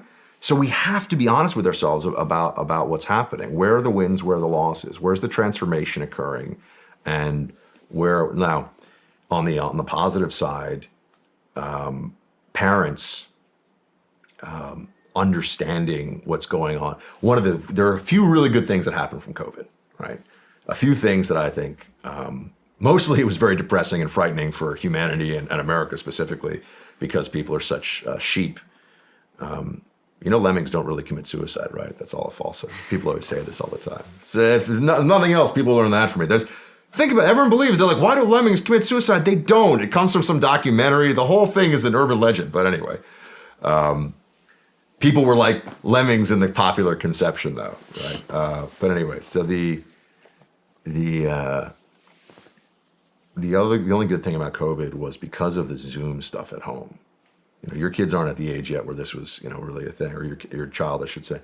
But because of the Zoom lessons, I had so many people, because I was doing 5 hours a day during COVID on radio. Like, I was just like, you guys have space on that station, like, boom. Like, I just wanted it to be, because I needed my audience, because they were my sanity, because if you're listening to me, you understand what I'm telling you this is crazy what's going on here, folks. Mm-hmm. Having to stand 6 feet apart in line outside to get into a grocery store, that's going to save your life. But you can jump on a plane. But if you want to BLM riot, you go wild. You do what you want to do. Mask, no mask, mass gathering, who cares? It was tyranny, plain and simple. And we saw it. And the medical, by the way, I talked about the intelligence professionals, how the intelligence community has just been wildly undermined now in a way that I think it's going to take a very long time to repair, if they ever even try. Medical profession. Oh, so many doctors are cowards. So many doctors are cowards. Not all of them. Some of them reaching out to me, supporting me. I had a world-class epidemiologist who is always was always without attribution, who was talking to me about what was going on and what's real and what's not. People who were willing to talk to me, just like, I need someone to know the truth, but I don't want. And then you say, well, why are they worried about their own crew, whatever? They say, well, I'm treating patients, man. If I lose my license, some of them, they rely on me. Like, I have an obligation to them. So some of them were in a really tough spot. I get that. But the doctors who were doing the TikTok dances and, mask up, double mask, appalling communists, appalling. But but I just on the parental involvement thing. People saw what their kids were being taught. They saw the reality of and these are, and many on the right say this, and they're so correct, and it's so important, the pipelines for the madness that we see with these, state capitol takeovers of shrieking lunatics and, the BLM marches and the Antifa maniacs and all the pipelines to that in this country are the school systems and the university. And I do think that parents have recognized now, I know they have because they call me, they tell me, we're taking calls every day on the show, that if you let your kids get brainwashed with this nonsense, it's not going to matter. It's not going to matter. You can be there, you can be a great parent, but if they're being told this stuff, and because what the schools do is they train them to think their parents are the problem. They train them so that when some kid comes home from school, says, mommy, daddy, like, why do you tell me that, like, so-and-so in my class isn't a pansexual? They use this terminology, by the way, for kids. I'm uncomfortable even telling you here on the show. I'm uncomfortable even having a conversation because it is so evil and obtuse and crazy. But go to the head of content at Disney, on a company call. This is on video. Anyone can check it. Says she has a non-binary child and a pansexual child. I'm not. What is pansexual? I don't even know. I had to Google it. What is it? It's like you're all sexualities. You're heterosexual. It just means all sexual. So, Shawn, you're asking me a question for which there's no real answer because it's a fad. It has no meaning. What is but it she called? said pansexual. Pansexual. It means you're straight. You're genderqueer. You're bi. You're like everything. All of it. All of it. It's effectively the personification of LGBTQIA+. How many people at home can even tell me what LGBTQIA+ stands for? That is the full acronym. And what is the plus? Now, they're going to teach. Is. It's going to be pedophilia. Oh my God. Isn't that what it is? They're now making pedophilia a sexual gender. Or a sexual identity, excuse me. Oh my God. Have you not heard about this? No, I've heard about this. There's an acronym that they will occasionally, it'll pop up in places, articles, news articles and things. You've probably seen it. They call it a minor attracted person. Yes, that's the PC term. That's the PC just term. Heard about this from somebody in California. MAP. Minor attracted person. Now, see, I always try to never want to exaggerate the evil that they're doing because I want everyone to I need to say things that I always believe are true to my audience and for myself. Like, I have to try to live in the truth, given what I do and given what I think my mission in life is, right? Like what I'm trying to accomplish. I want to believe, this is my honest assessment, I want to believe that is not the next step just because it is so evil. But I couldn't argue with somebody that it logically does not seem to be the next step. Do you know what I mean? I would hope that that's not where the left is taking it. But if somebody were to push me on this and say, do you think that's where this is going? I would have to say yes. That's where I think it's going. And it's, you sit here and you say, look, the whole... There's already a push towards it. It's already appearing, but the whole... You can't even talk about it on this platform because it'll get censored. I just did one. It's already censored. Really? Did the preview. Preview was censored. Did shorts, little reels, the short social media reels, censored. I didn't even monetize the full interview because I'm trying to avoid it because it's important that kind of information gets out. But there's already a push. There's a push in California towards it. Newsom did this bill in 2020. Do you know about this? No, what's the bill? I'm going to butcher this, but the judges, it's in the judges' hands whether they want to put these people on the sex offenders list. If it's 14 years of age or older, and as long as sex, oral sex, any kind of sex is consensual, it's up to the judge whether that's a crime or not. Now this is also spreading.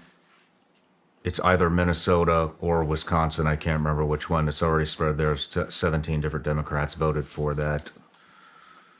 Yeah, it is the next push. You know, that's going to be the next Bud Light commercial. Here's what I mean. My God. Again, I just and you'll be forced. You'll be forced, just like right now. You know, with the stuff that we don't agree with, you'll be forced to. You'll be a bigot if you're not. Well, I mean, I can if they're going to roll it out, I can tell you how they're going to roll it out, because this is how they roll out everything. It'll start with tolerance, meaning we need to just tolerate these people. We're not going to tolerate their behavior. We're not going to say it's okay. The behavior's okay to serve, but we need to just let them talk about this more. We need them to socialize these ideas more. We need them to describe what it is to be a minor attracted person. We need to take them out of the shadows, Shawn, so that they can get the, more of the help, and right. You see, that's how it always goes. Because people are going to say, well, it's just evil, guys. You're just talking about evil, right? Like if there's a group of people that are like, I just like to sadistically abuse dogs. We don't need to bring those people out of the shadows and have a conversation about it. We need to eradicate that, right?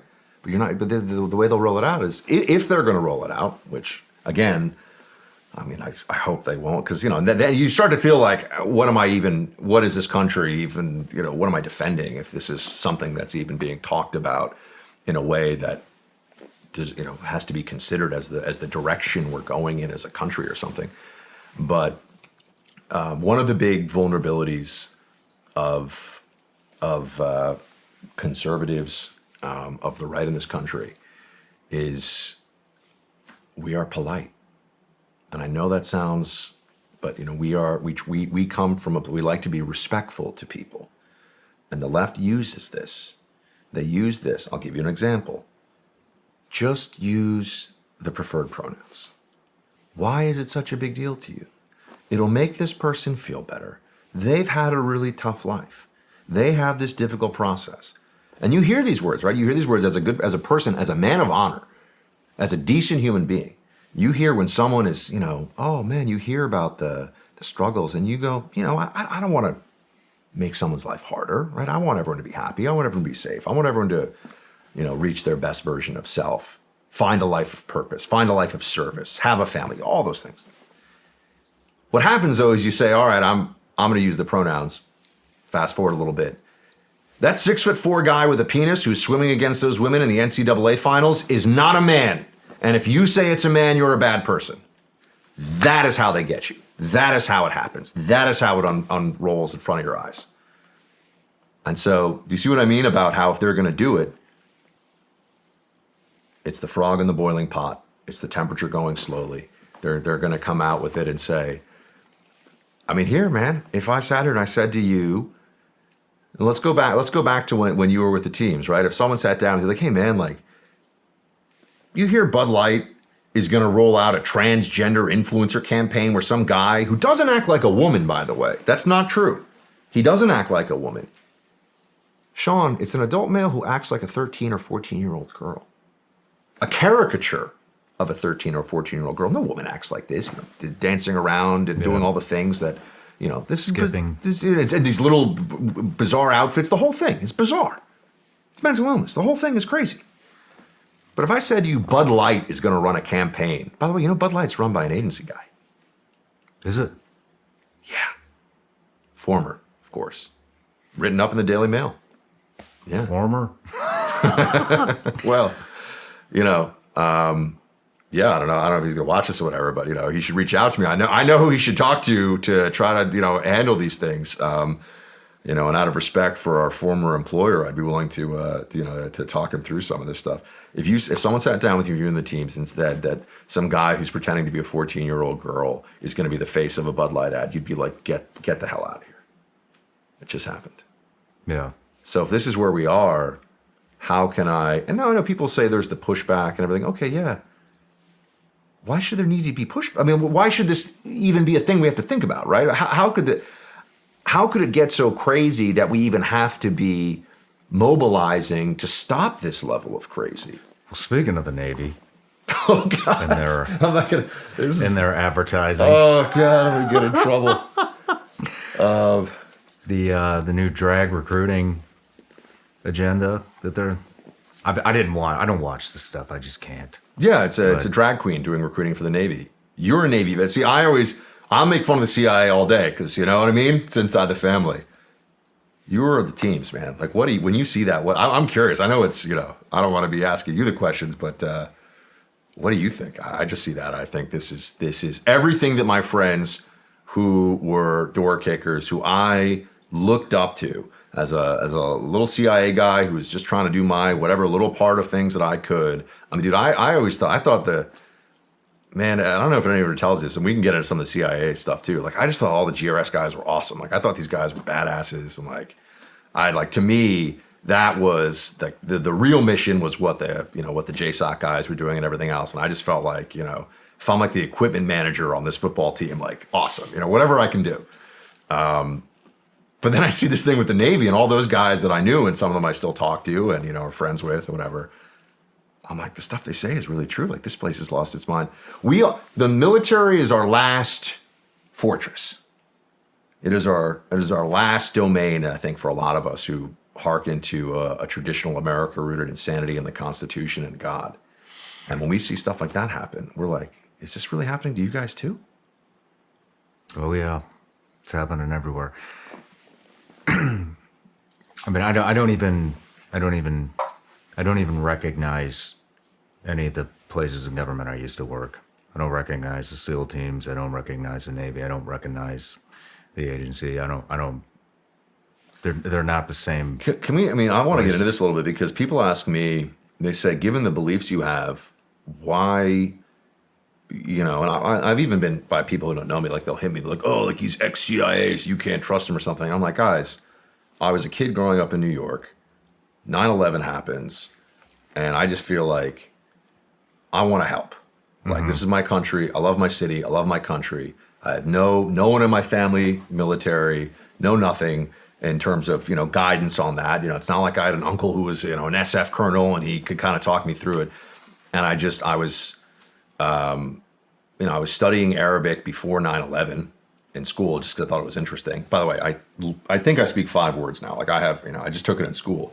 But that was enough at the time to, the recruiters got in. If you just had anything, I had some policy familiarity. I was studying Mideast history and politics in school and taking a little Arabic. Before 9/11, right? So you can imagine, 9/11 happens, and I want to go and just do my part. And I think, okay, I grew up. I mean, the 2 authors that had the most impact on me as a kid were Michael Crichton and Tom Clancy. You ever read any Michael Crichton or Tom Clancy? Oh yeah. They were the first of all, that I remember it. I was probably 4th grade, where I liked reading those books more than watching any TV show, or I got so into it that I would look for it, and that was really important. I know it sounds hokey or whatever, but to the degree you can get kids at the youngest possible age to develop a love of reading, it's been a godsend for me, and I think it's so important for everybody else. Anyway, my only knowledge of any of this stuff was from reading like Tom Clancy books, honestly, about the CIA. I knew nothing. I knew no one who would ever work there.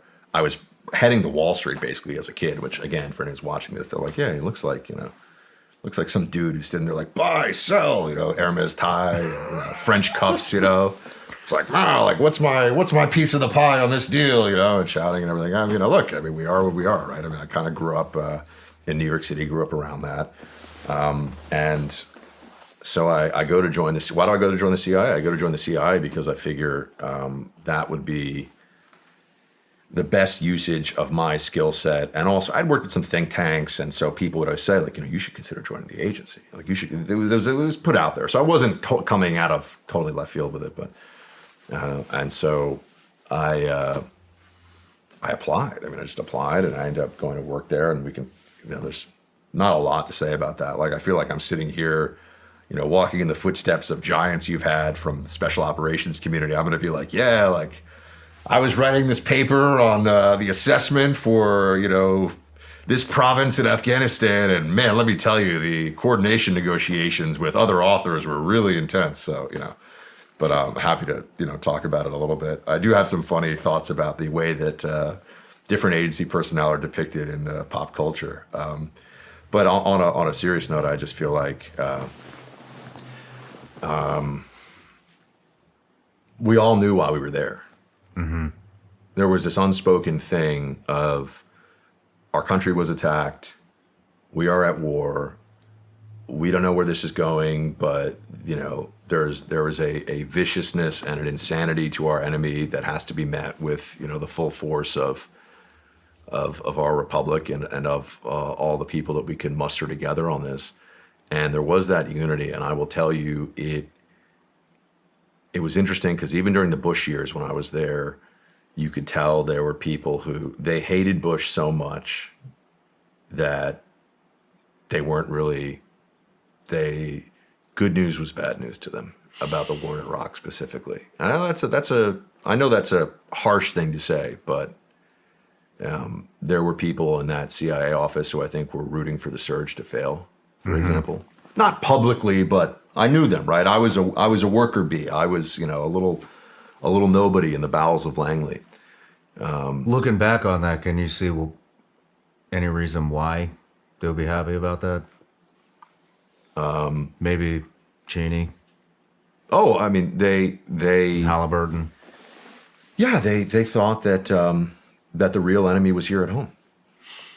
There were people working certainly in the State Department, which unfortunately it was a communist nest of infiltration during the McCarthy years, and there are still some people that are commies. I mean, they're not taking payment from the Soviets anymore, but there's very left-wing radical ideology among some. And again, we're speaking about organizations with thousands of people, and I know there are like kick-ass former Marines who also go to work at State, and they're great guys and they're patriots. So just for the purposes of getting it on the record, I'm speaking about the radicals within these institutions, who unfortunately often find their way to the top of the institution, and then they control the institutional power.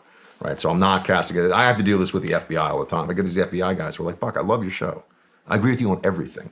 I think what you're doing is phenomenal for the country. Why are you bashing guys like me? I'm like, I'm not bashing guys like you. You're locking up, mafia guys and cartel members, and you're working out of like the Oklahoma field office. I'm talking about the guys in D.C. calling the shots who are trying to throw presidential elections, and they're like, all right, I get it. They get it, right? So it's a different thing. But you could already see the undermining of the mission. It was more important that Bush and the Republicans had their faces kind of rubbed in the dirt over Iraq, Afghanistan, whatever, than we actually start to see the progress that we need to stabilize and get the hell out of these places, right? I'm not saying that was a dominant theme, but there were people that were in my mind, very much aligned with that thinking. And it came across to me during different things. And even in some of the briefings with senior Democrat personnel, like elected officials, members of Congress, things like that, it was clear that, we'd show them the declining casualty figures in Iraq, things like that. And some of them, people arguing with me on this, some of them were disappointed. More important to be able to be in power here at home and deal with the enemy here at home than whatever's going on overseas. And that was a change in because I arrived CIA, I'm like, I just want to help. Like, how can I do whatever I can for this mission, right? And like I said, like, we're just like, oh my God, we thought of so I was an analyst. I know you've had case officers here. So, case officers are, great at telling you how to deal with your third ex-wife. But, it's true, right? So, the case officers used to give us little analysts a hard time. But, we looked at whenever we went overseas, I went overseas a couple times as an analyst, short stuff, nothing very interesting.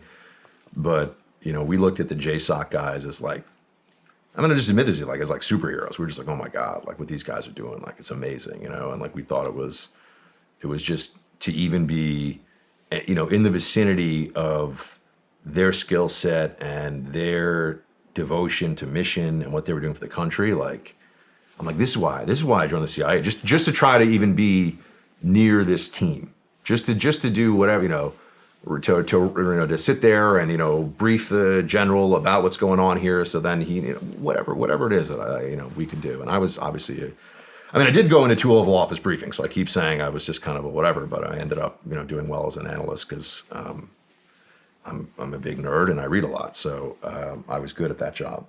But it was apparent to me that sense of like, we're all on the same team, we're all on the same mission. We got these guys out. And I don't want to just talk to the JSOC guys. It's obviously also, National Guard guys doing amazing work and taking tremendous sacrifice. But anytime I got any static from inside of Langley, from people who, first of all, they were like policing language. They would police language over, like jihadi, and other things that we would refer to them like, we, don't.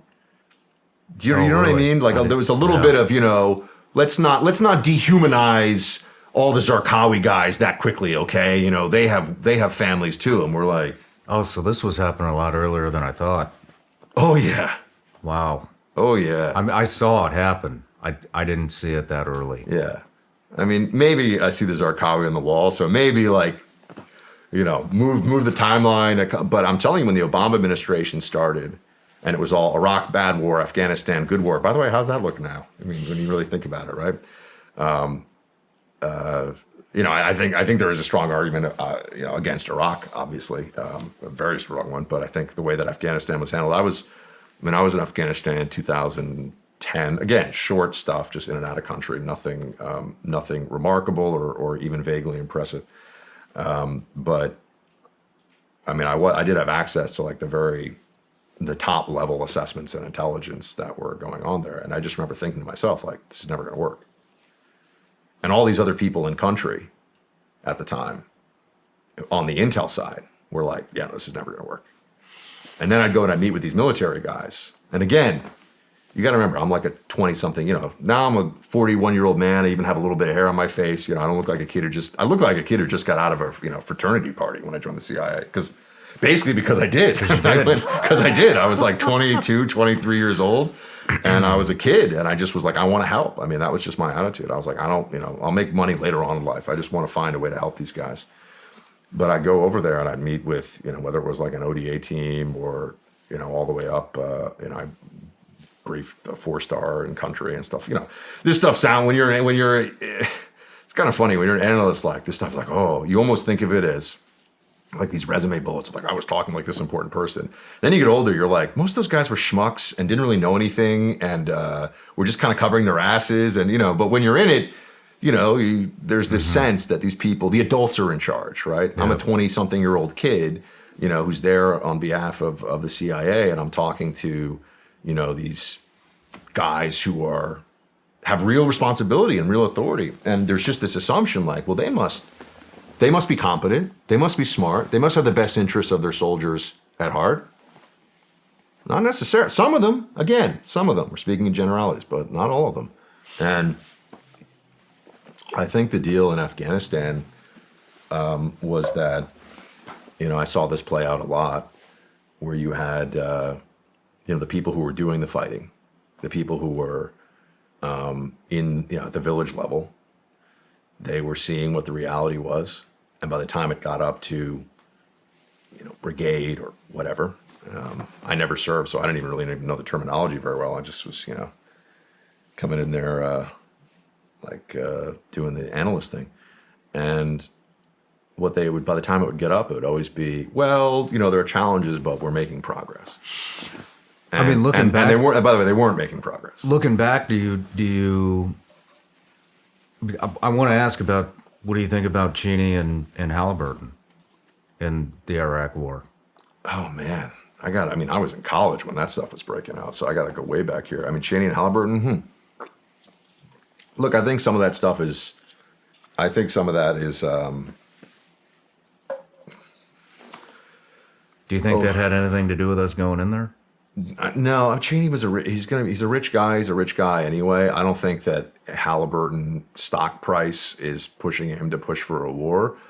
I think that there were neoconservative interventionists in the U.S. foreign policy establishment, and particularly at the top of the Republican Party, who really believed that there would be this flowering of democracy. But they were wrong. I mean, they got it wrong. And there was the WMD thing, which I was in the Iraq office, right, in the CIA. So not when the WMD thing happened, but later on. And you can imagine, though, everyone was kind of, that wasn't good. So I think you're probably much more up to speed on Cheney and Halliburton than I am. When I got into things, I'm not up to speed on it. I just know what I saw. And what I saw was every single thing in country, fuel points, buildings, cooks, cleaners, construction, everything, all logistics were Halliburton. Everything in both Afghanistan and Iraq. And at the time, I was like you. I was 20, 22, 23, 24 years old, killing bad guys, kicking doors in, doing what I want to do, defend the country, fight for my country, take the fight to the enemy. But now, 20 years later, looking back, it makes me wonder. So, there are the things that I think I know and the things that I want to know, right? A lot of what I've been talking about are things that I believe obviously very strongly in and have thought about. One of my skill sets is almost an OCD level obsessive thinking about things. Like I'll just keep thinking about, a complicated problem or an issue. I'll just keep going to it. And, as an analyst or somebody who's operating in that realm, that can, as long as you direct it toward that and not, did I leave the gas stove on or something, like it can be very effective, right? You go, wait, did I? But I don't have, because I really just haven't even thought about, I focus more on Afghanistan and for obvious reasons in recent years and what happened there and the realities of it. I remember, Mike Scheuer. Remember Mike Scheuer? He wrote that book, Imperial Hubris. He was an agency guy. And he used to do like Russia Today, and he would, he obviously was formerly in, and he wrote this book. I think it was anonymous, but the book was anonymous. But here, I need to check this. I need to get this right. I'm not sure if it was ever actually attributed to him. But anyway, he's a former agency guy, and he was one of the guys who would talk about how this is when I was in college. How Afghanistan is just like it's just not going to work. Like we can go there and kill bad guys, and we got to get out, but this whole nation building thing of any kind, no chance. Mm-hmm. He wrote that book in like 2002, I think. I mean, it was right at the very beginning. So, I sit here and I think about Afghanistan a lot, and I think that people weren't able to. I think that it's just hard to get truth all the way up the system for political reasons.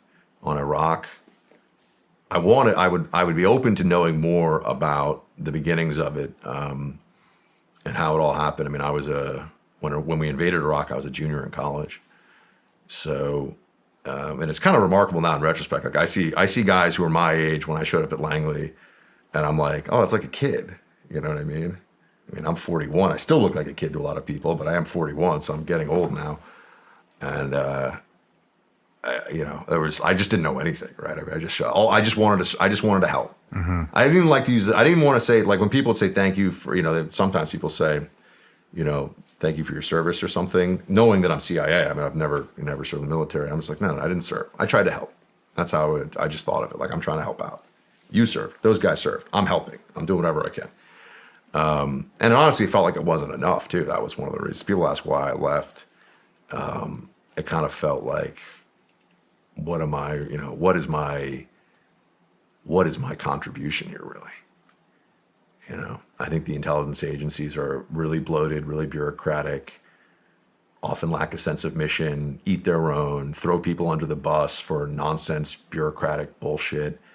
The internal sort of security functionaries just constantly harass people for no good reason. And the best people often leave. That was my experience.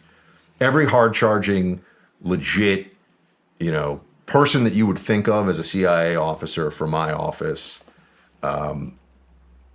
who you would want in that job.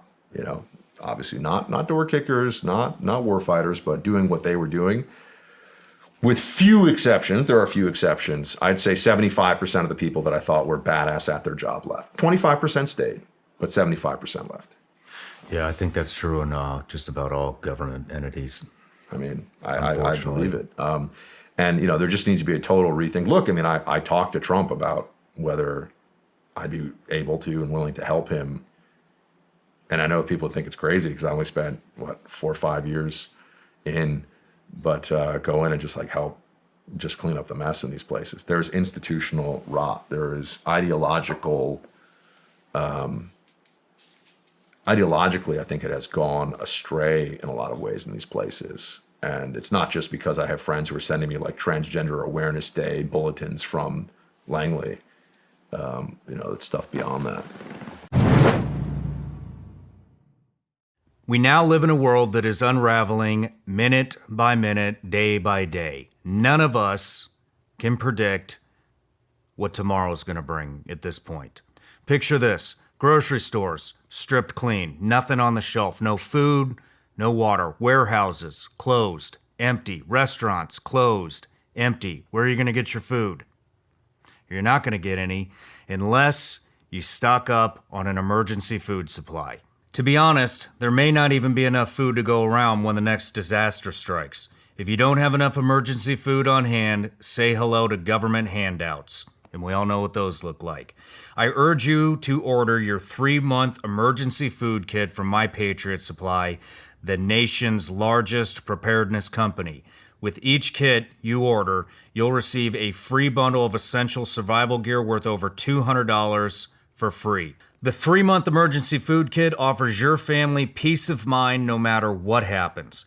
Get over 2,000 calories a day of delicious foods that will keep you fed for a very long time. Grab your emergency food and free survival gear worth over $200 from My Patriot Supply by going to mypatriotsupply.com.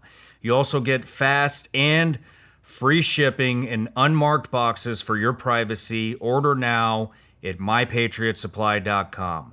That's mypatriotsupply.com. Serious question. Who wants to take the best shit of their entire life? Right here, I do. How do you do that? You go with Bubs Naturals Collagen Protein. You rip the thing open, you put it in your coffee, you stir it up, and you're on your way. Now, if taking the best shit of your entire life doesn't interest you, collagen will also give you beautiful hair, great skin, and nails to die for. So, and you'll recover a lot quicker in between workouts if that's your thing. So now that we got the good shit out of the way, get it? Let me tell you a little bit about Bubs the company. Bubs is a tribute company to Glenn Bubs Doherty, who was a Navy SEAL and a CIA contractor who died defending American freedom in Benghazi, Libya.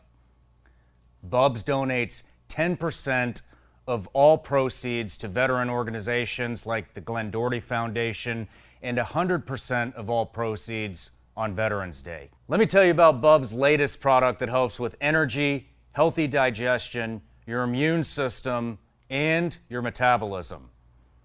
Bubs Naturals Apple Cider Vinegar Gummies, which actually taste so damn good that I ate all 60 of them the first night I got them. They taste amazing, and man, I got a lot of energy now. Anyways, go to bubsnaturals.com, use promo code Shawn to take 20% off your order. Thank you, Bubs Naturals, for being a sponsor of the Shawn Ryan Show. All right, Buck, on the break. We just got back from the break, and we were kind of talking about how the CIA has changed over the years. I know you have a lot to say on this, so let's dive in. I have friends who are still in, and they all know what I do and what I've done.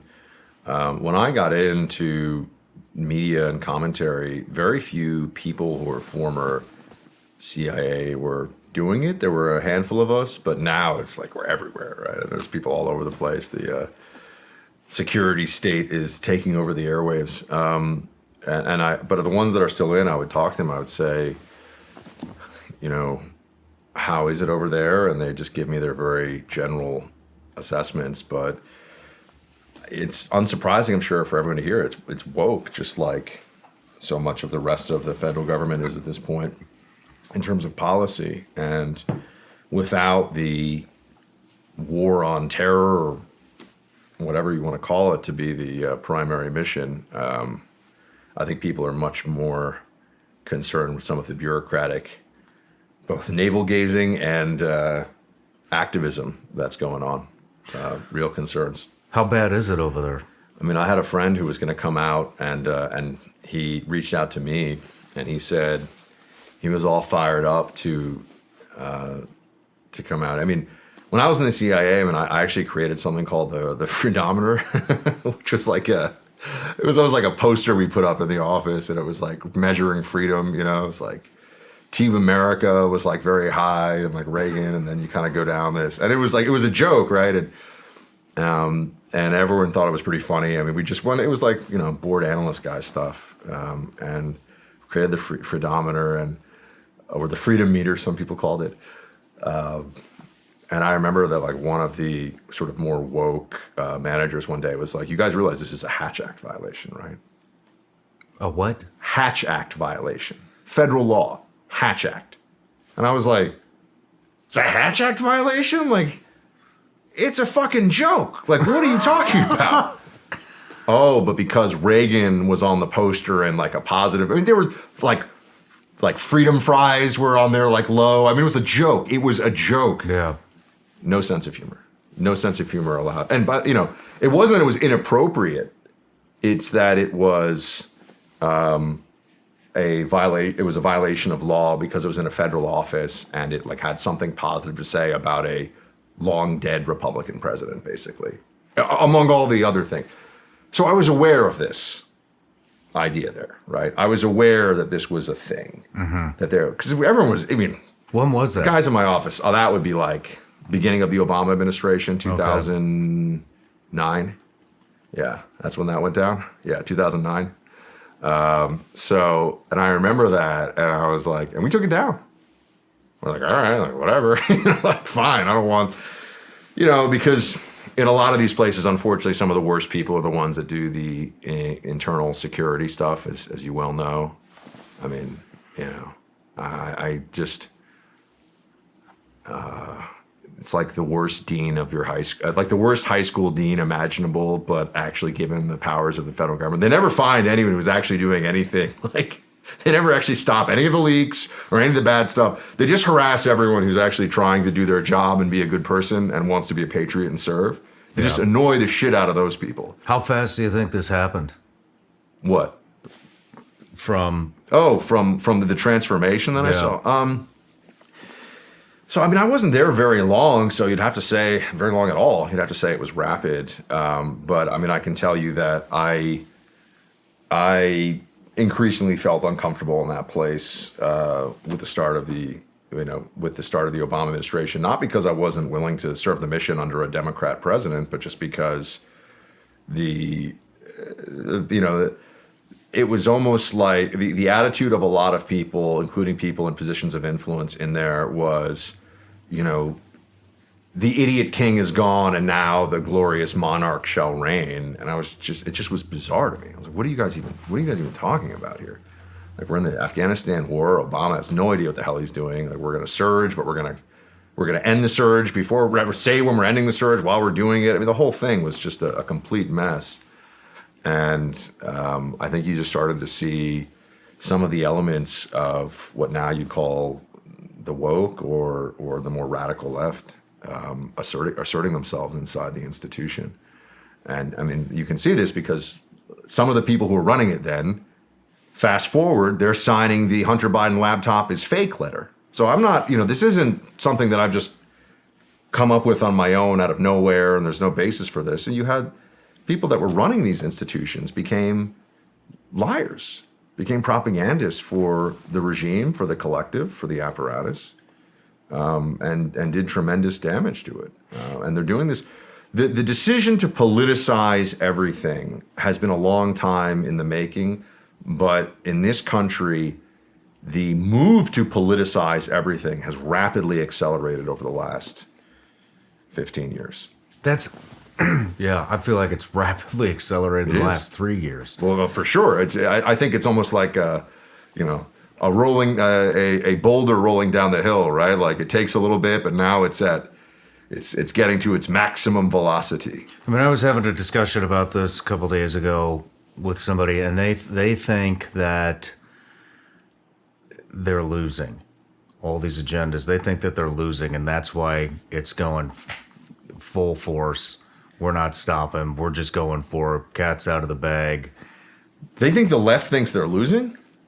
Oh man, I wish whoever this is, I gotta go back and listen to some Shawn Ryan podcast episodes here. It wasn't on the show. Oh, it wasn't on the show. No, People you talk to, okay? Because I was gonna say, I think that they increasingly view themselves as unconstrained by the rules of the game as we've known them for a very long time. I think that the push doesn't come from a place of their ideas are weak, their arguments are weak. So that's always going to be an insecurity. But in terms of their power within the system, I mean, they're about to indict again. I should say, further indict the Republican nominee for the presidency. They're going to try to take him out using the judicial system as a weapon, and I do believe they're going to try to lock him up in prison.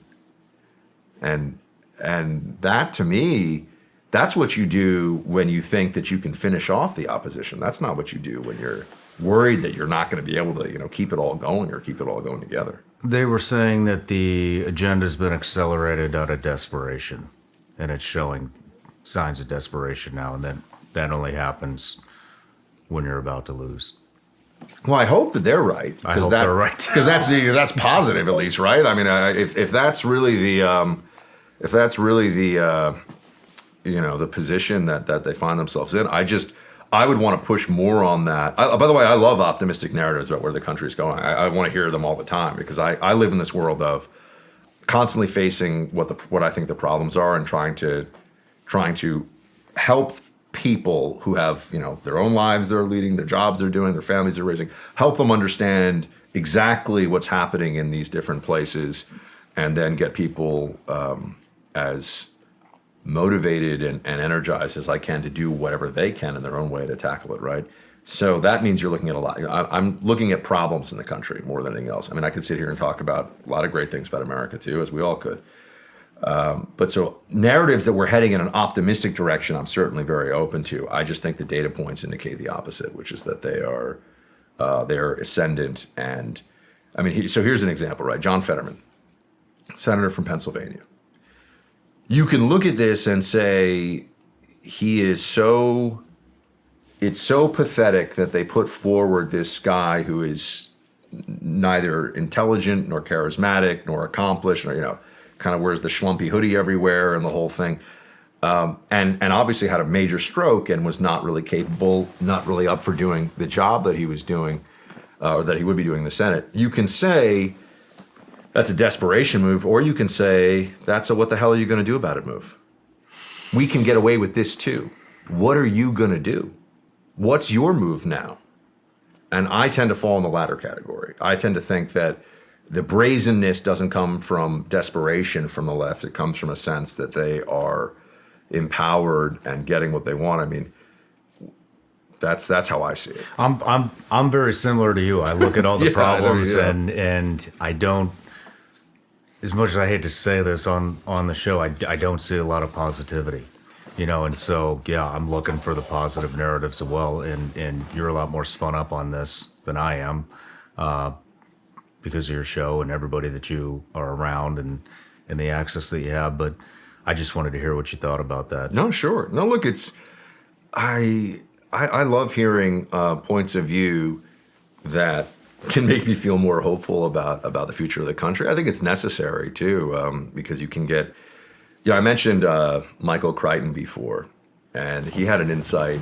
This is for everyone, I'm sure everyone knows, but just, wrote Jurassic Park, created the show ER, wrote Andromeda Strain, Congo, Rising Sun. I mean, it was just like a bestseller machine back in the 80s and 90s.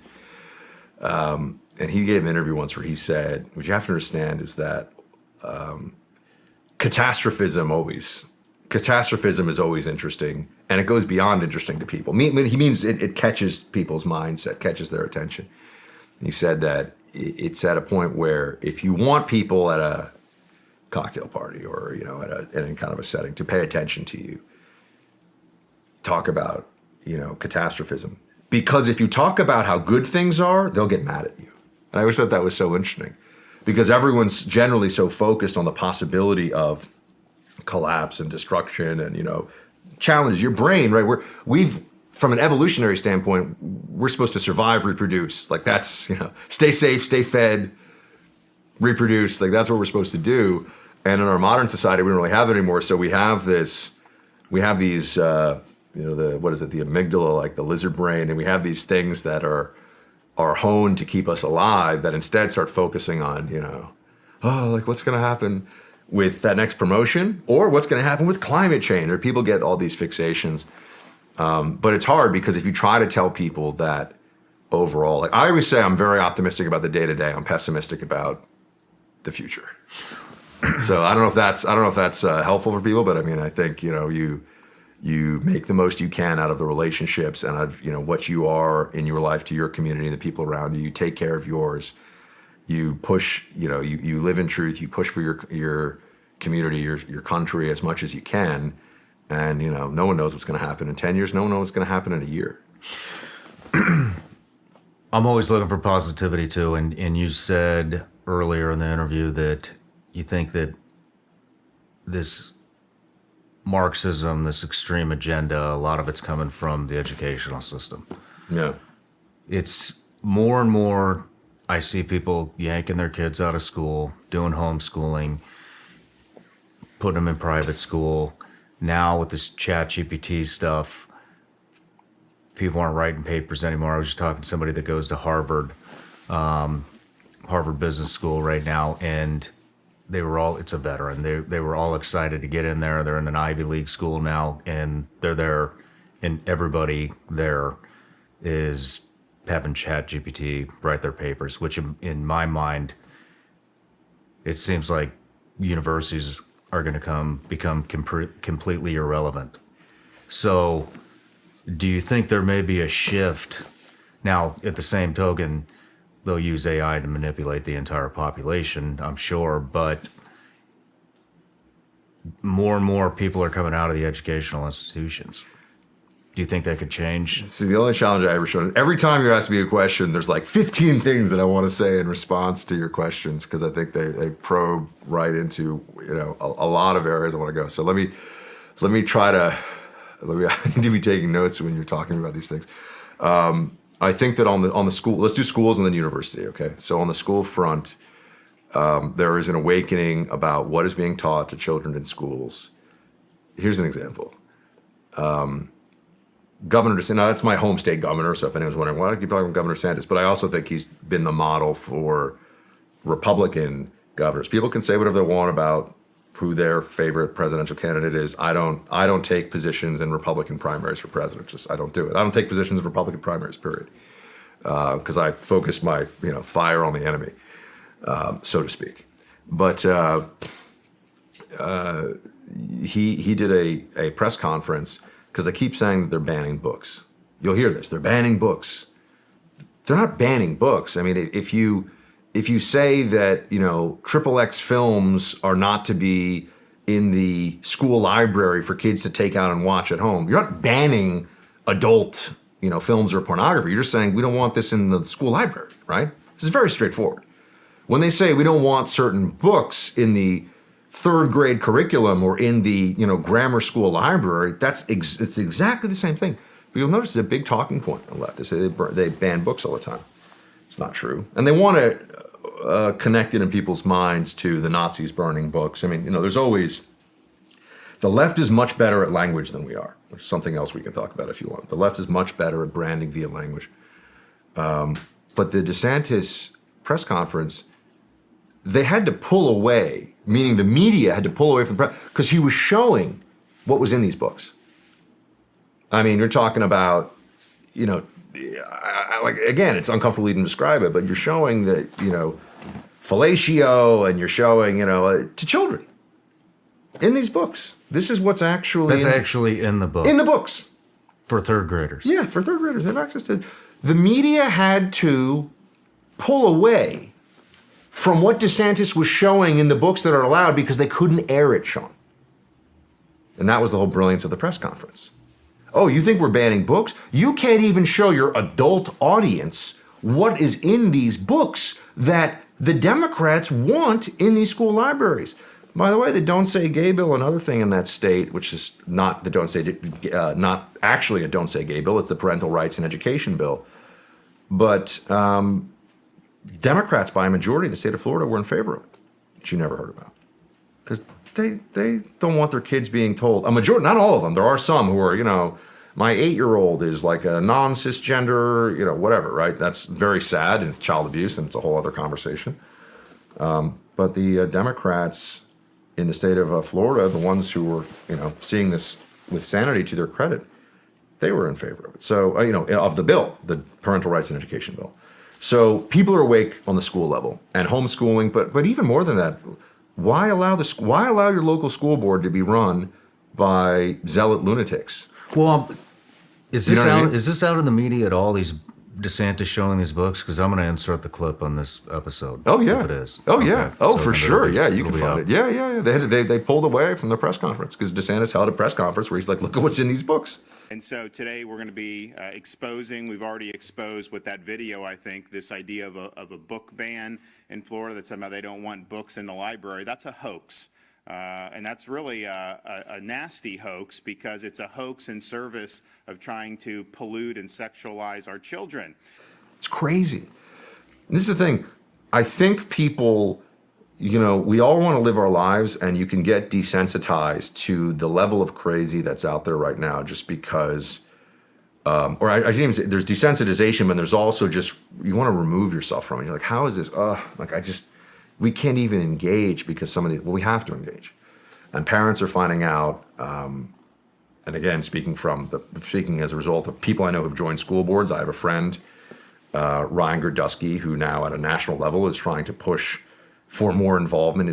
He's got a PAC. He tries to push for more, conservative parents to get involved in their school boards. It's really important. I mean, what your kids are being taught. It's sad. I have people that will call on the radio show, and or usually actually these are more emails. There's so many ways people reach out to you, reach out to me. They'll email and they'll say, my 20-year-old has come back from Oberlin, or Mizzou, or wherever, Reed College, Wesleyan. A 20-year-old has come back and thinks that my husband is like a mansplaining, white supremacist troglodyte, and I, am not woke enough, and all of this other stuff. Like, what do I do? And there's no good answer, because at that point, the process has gone so far along that if you weren't building those values and really building wisdom and virtue, things that no one even talks about anymore, building wisdom and virtue in your children at a young age, because that is their only defense against this stuff later on. The reality is, I think that some people are too late on this. And then there's the school component. I know a ton of people went to business school. I almost went to business school. I went into the media instead.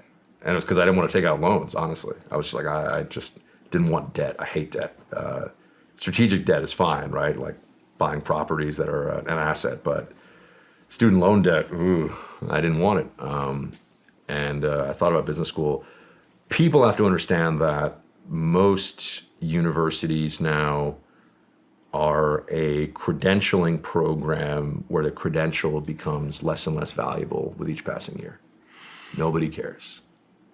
No one has ever given me a job because of where I went to school. No one has ever really cared, I think, about where I went to school. It's always just been about hustle, finding the right place, the right time, maneuvering, being relentless. That's, I gave a talk to my high school, actually, This is when I was CIA, so they would still. I used to get invited to speak places, like at my schools. They don't invite me anymore. They don't. I'm toxic now that I host with Clay. Maybe it's either Hannity or us. I mean, we're basically on 500 stations, each, something like that. But so it's one of the biggest. I'll just say one of the biggest radio shows in the country, certainly in the top 3.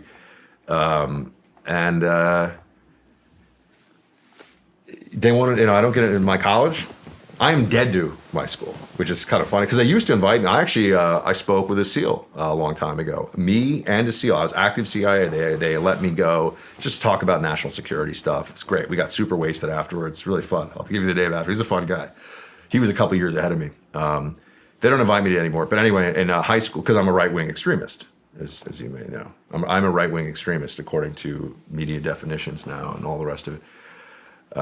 So my high school, though, I went to a place in New York City called Regis, which is a remarkable institution. Usually people, no one cares about anyone's high school, right? I think this place is interesting just because it was the closest thing to a meritocracy that I ever experienced in education because it's a free school. It's a scholarship school. You go for free. And it's like a $100,000 scholarship. I mean, it's a private school where there's no tuition because everyone in the alumni network basically donates. And it's funded that way. There's an original grant from a wealthy family 100 years ago, give or take, or more than that now, and people fund it. So it's a scholarship school, and it was an intense place, and I wouldn't even say I enjoyed it, but it was a good place for me to be. They invited me, though, to give a talk on the fly, and just about to the seniors about how to get jobs. And I remember, I didn't prepare anything. I just sort of stood in front of them. I was like, so all of you guys, your school is top 10 nationally for average SAT. You all were valedictorians of your grade schools before you came here. You're all going off to, elite colleges. And I was like, nobody really cares, just so you know.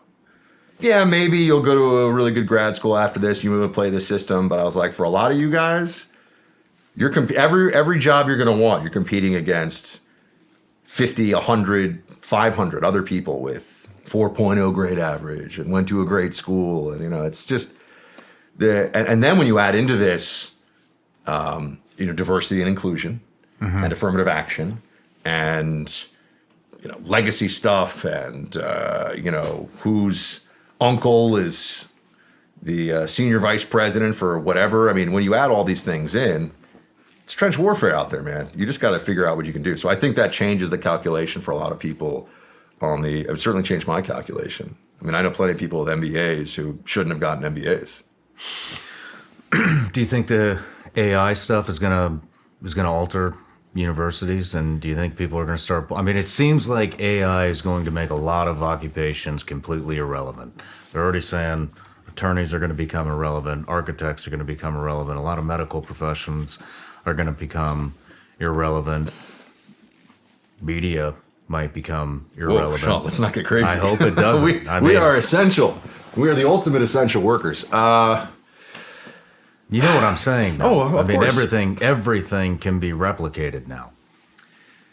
Well, and there's another component of this too, which is we've been dealing with this point with fake news and propaganda that, while different in the delivery system, is generally rooted in the messaging and the approach. With AI, you can actually have the fabrication of fact, right? Mm-hmm. Meaning it's visually indistinguishable between the real video of Congressman so-and-so taking the bribe and, we're entering that era where the ability to understand truth versus falsehood and the ability to understand what real disinformation is and to discern those things, I think is incredibly important. And I'm not even sure.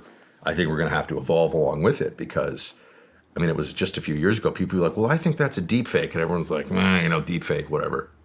No, now there actually will be deep fakes. This will be a thing. And even if it's not genuine as a deep fake, being able to say it, look what they did with the Hunter Biden laptop, bears all the hallmarks of. So you can say, well, I don't know if this video is fake when it's real, but it bears all the hallmarks of AI-generated content. And that's all that it takes for a lot of people to say, you know what, I don't believe it's real. So we're heading into a realm of unreality that I think very few people are prepared for, and how this affects the university system. Look, most college education at this point is a 4-year period of, for a lot of people, socializing, maybe drinking and partying, and doing the bare minimum and having the most fun they can, with the idea that they'll get serious about life afterwards. Not true about everyone, but true of most people in most schools.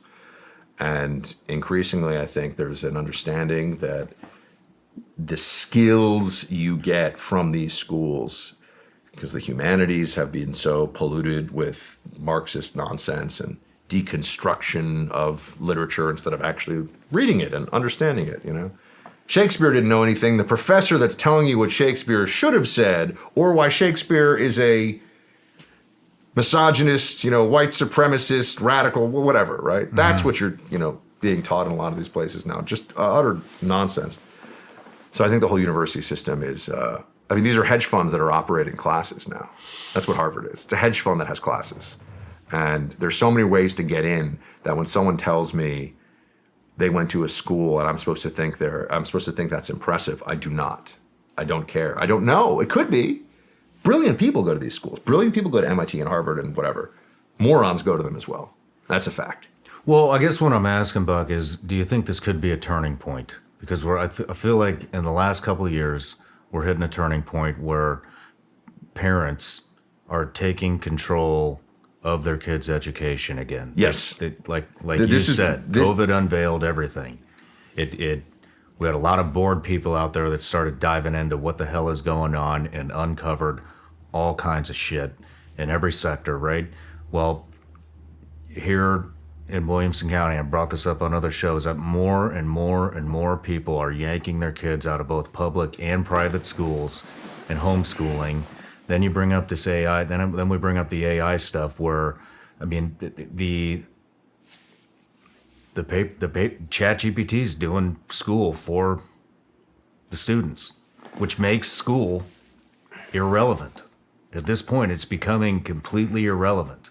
The only thing that's relevant anymore seems to be the trades, because nobody knows how to do this shit anymore. So when you had said a lot of this deep state Marxism, this kind of stuff comes from the educational system,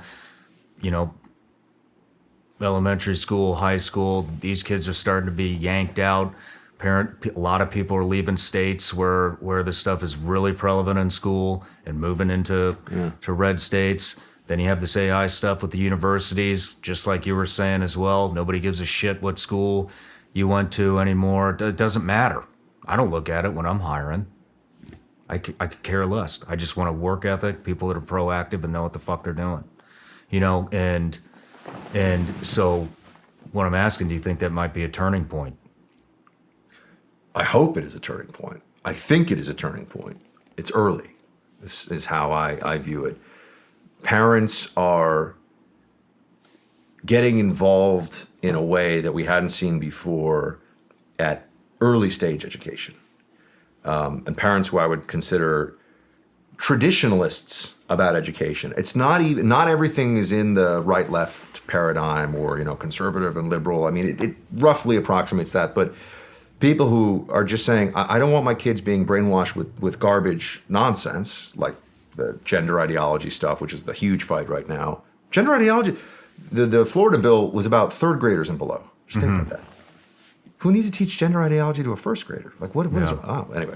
That's what I'm getting at, though. That's why people are pulling out of elementary schools, and then the AI stuff is, I'm talking about the university side. Because I think it encompasses all of it. So the elementary school story, I think, overall in this country is the momentum and the trajectory is a positive one. So that's where we get into the hopeful side of things, because parents realize, people listening to this right now, run for school board. You can do it and have an influence on what a whole lot of kids are learning. People ask, how do I get involved? And it's just understanding that process too, I think, can be really interesting for people. So yes. Are we at a turning point? Yes. COVID was a big part of it.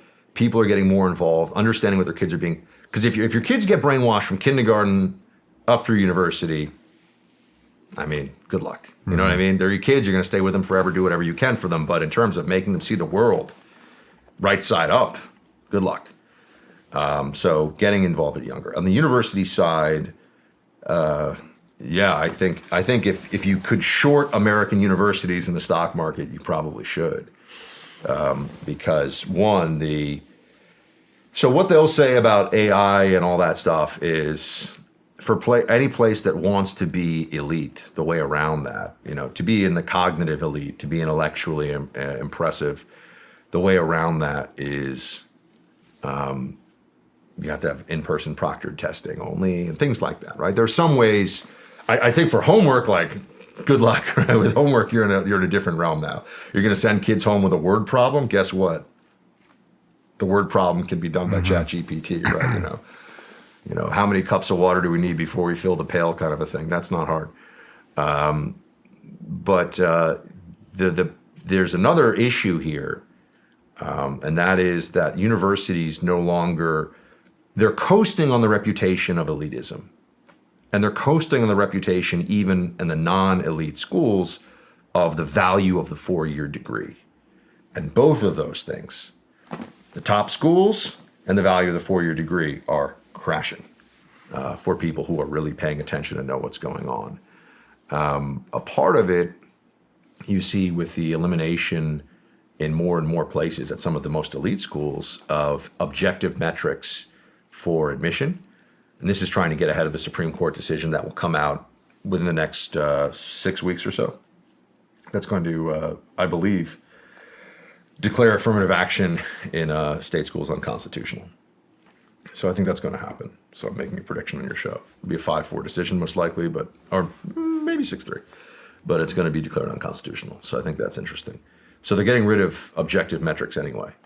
But the purpose of the university has become, as they've become completely taken over by the left, they're a credentialing system, and they're still able to both indoctrinate and then deploy the foot soldiers of the left, right? So Harvard or Yale or wherever, I went to Amherst, not as fancy, but it's okay. They take these people, they make sure they believe certain things. They take people who believe them also in the admissions process to try to weed out, anyone who's like, I love America, the Constitution, not allowed. And then they give them entree into Goldman Sachs, McKinsey, the whole thing. And people wonder, well, hold on a second. How did wokeness? Why does Bud Light have the trans influencer campaign, or why is Nike siding with the guy who's kneeling at the games, or all this stuff? How does this happen? They have created factories of left-wing activism that are tax advantaged, that have billions and billions of dollars to spend in a whole variety of ways.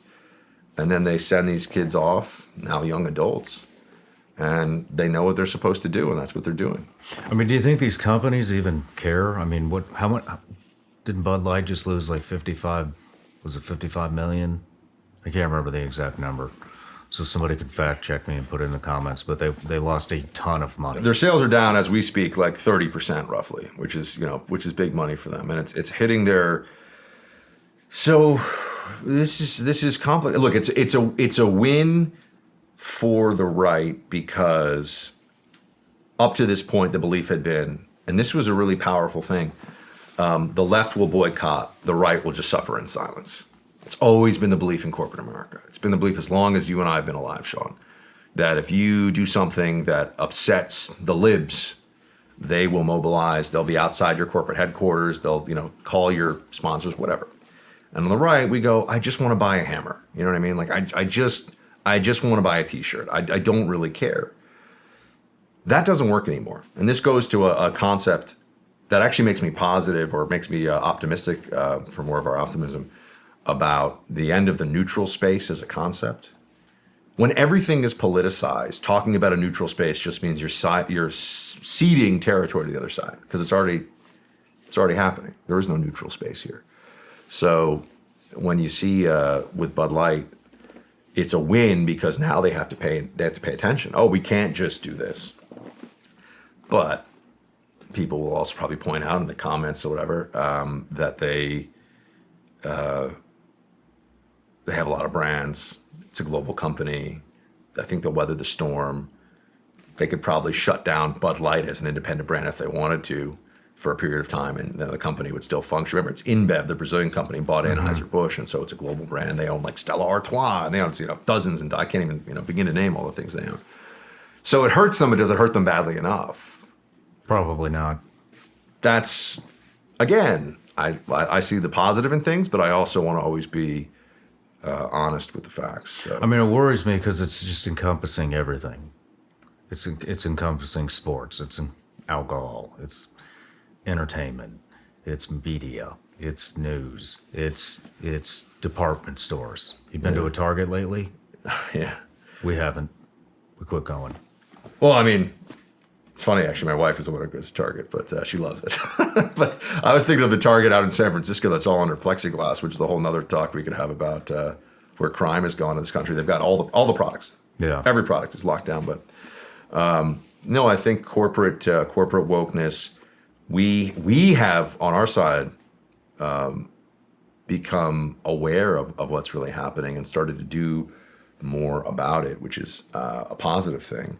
But we're just at the very beginning of the process of really understanding this. I mean, this is something, I mean, I think it was maybe June of 2020. I went on a Twitter tear and I was just like, look, I got to tell I mean, I'm paraphrasing myself here, but it was like 15 or 20 tweets. And I was like, if someone on the right who's a billionaire, doesn't just buy one of these media platforms and just decide that it is an unsinkable aircraft carrier of like free speech and truth, like we are screwed.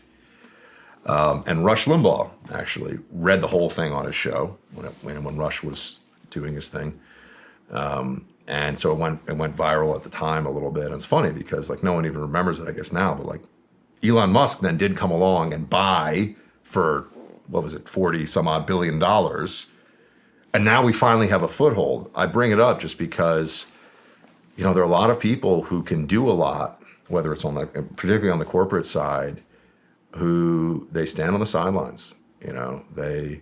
Especially you have all these guys who have amassed tremendous wealth, and they don't want to deploy it in ways that could help really save the country because they don't want to get weird looks at the golf course. What does that say about those individuals? And I mean, I like to say this pretty openly now. Elon Musk was kind of a beloved inventor on both sides who was doing amazing stuff with Starlink and with SpaceX and Tesla. And now, he's like public enemy number one because he wants there to be one social media platform that's free speech. But that's a guy who actually cares. How many other people are there out there who could hire people who have been, first of all, targeted by the woke mob, but just in general, hire people who are conservatives, elevate people who support what is true and right and good in the country. I just think there needs to be a real mobilization of those who are in positions to do more. I think you're right. I don't know if it's going to happen. I mean, I'm an optimist, Shawn, as I sit here. Yeah. I'm an optimist. So. Yeah. Let's move into the Epstein stuff that just dropped. Sure. Director of CIA going to his townhome to have meetings. What would they be meeting about? The Epstein story across the board is one where the conspiracy theorists, so to speak, keep on looking like the ones that see what's really going on, meaning that it just gets, you have to believe more and more coincidences. You have to believe more and more of the official line, even though that doesn't really seem credible. My biggest question, so the answer about the CIA guy is, yeah, so many, Bill Clinton, and he wasn't CIA director. I think he was a deputy assistant secretary at state or something at the time, but now is the CIA director, which is why it's getting so much attention. How did this guy, I can't even keep a list in my head of all of the private movie screenings with Woody Allen, had just had interactions with all these people as a matter of public record. We know this. How did he manage to ingratiate himself with all these individuals? And how is it that nobody stopped to think? We don't know. First of all, some of them were hanging out with him after he was already a sex criminal. Yeah. And that's a bit, by the way, you have to remember, these are people for whom protecting their reputations generally is one of their most important considerations, right? You're a politician, you're a public figure, you're going to hang out with a known sexual predator? You're going to have no interest in you're just going to hang out with some guy who's in some $80 million mansion in Manhattan and owns a private island off the, U.S. Virgin Islands and owns a mansion in Palm Beach. You're going to hang out with him. Why? What is he going to do for you? How did he get them? I mean, Bill Gates spent a lot of time with him. And you look at the figures. If you believe that there was like an Illuminati, that there was a globalist elite that has similar aims and a similar view of humanity and is looking for total control, those people, a lot of them, were in the Epstein orbit. I've never heard a good explanation for how that all came together. And there are some questions that I have about the Epstein thing that I'll put out there that I think are so, and I've heard from, again, these are people without attribution. I've heard people who have made very specific allegations. I mean, these are very connected, very powerful people, like names that every single person watching this or listening to this would know, have made very specific allegations about Epstein, but they lack the proof. And they're not going to put themselves in a position, not about Epstein, but about the other. Mm-hmm.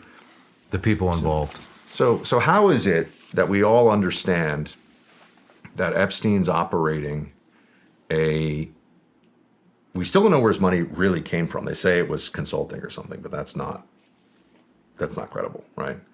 We know that he was effectively given a house, I think, by the founder of I can't remember the guy's name, but by a billionaire. But we still don't know where the money came from, which is not that hard.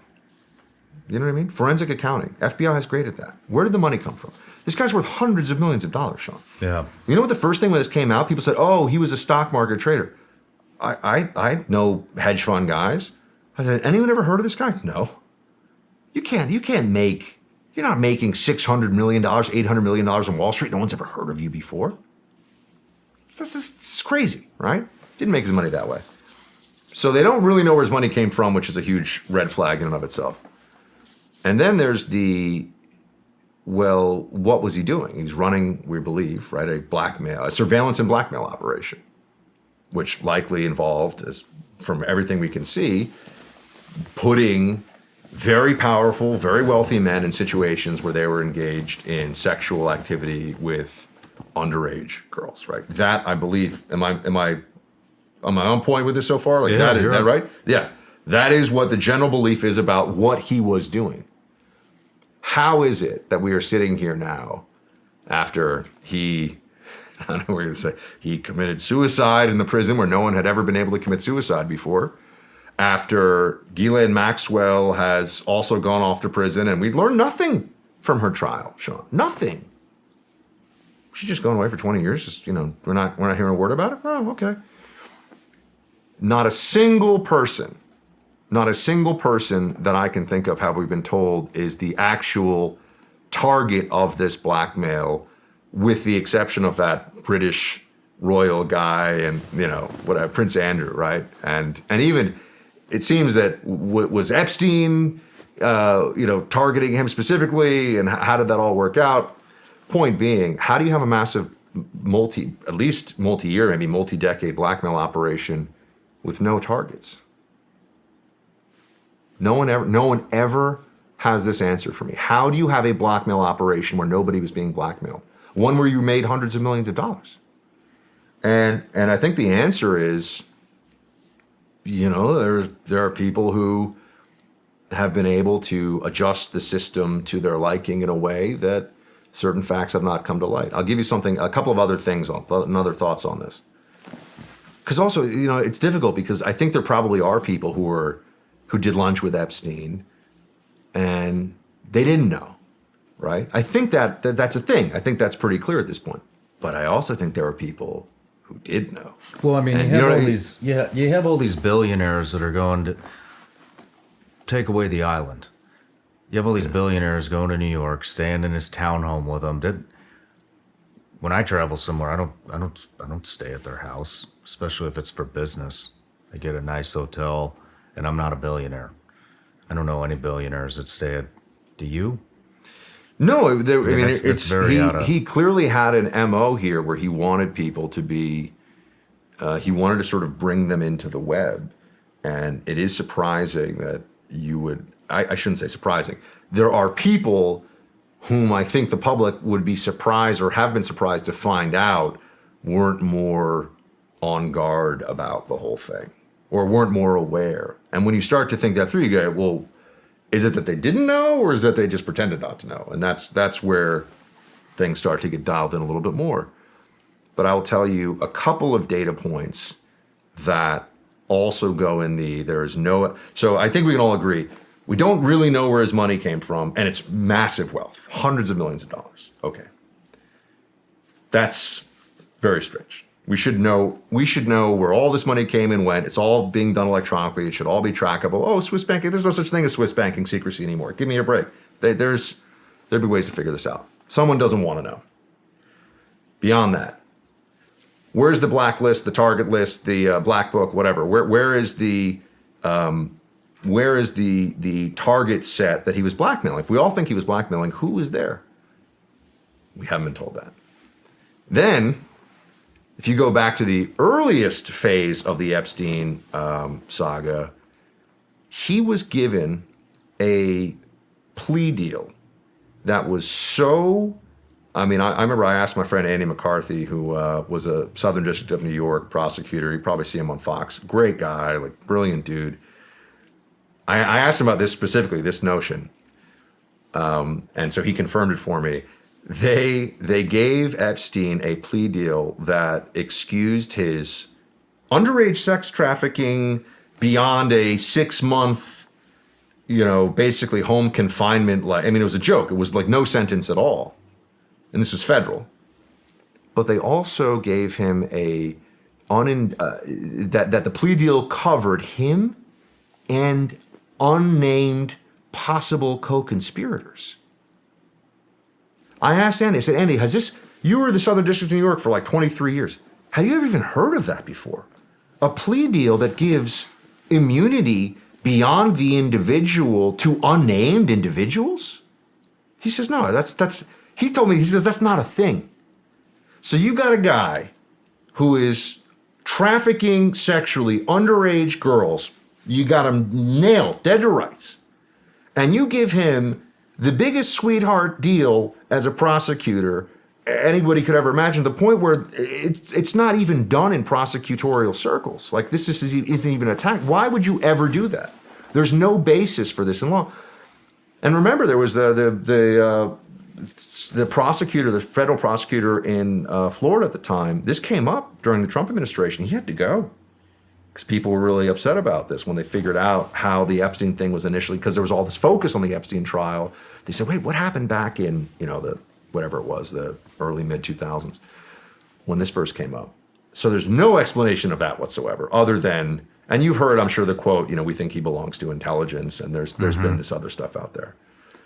And then I'll just add one more factoid to this. And I wish I had the, here's who he was working for, here's who he was targeting. I don't have it yet because I'm just, a guy, and I'm reading what I read in the news, and I'm trying to use the sources that I have. There are very powerful forces trying to stop us from knowing this. Shawn, when the FBI actually did I don't remember the year, but it was recent in the last few years, they did a raid on his home. And this was in the FBI, in the logs. You can actually check this one. They did a raid on his home, and they came upon tapes. Okay? They came upon what we assume would be surveillance footage. Now, we know he had the whole house mic'd up, cameraed up, the whole thing, right? Including the rooms that were specifically meant for, illicit activity. You know, the FBI agent on the commanding, whatever his agent running the scene, reached out to Epstein's lawyers and let Epstein lawyers come and decide what was privileged and what was able to be taken. Let them sort it out. Are you serious? Yep. It's funny to me that you have friends inside the FBI that get upset with you for talking shit about the FBI, and then we're talking about this right fucking now. You know, That's why nobody fucking believes you. FBI has gone into a very, as an institution, gone into a very bad place for a number of reasons with the politicization. But on the Epstein thing, I mean, you think about the ferocity with which they went after Roger Stone for basically making a joke on Twitter DM. They go and they arrest this senior citizen in his silk pajamas with like 26 guys in tack gear and make a real show of it.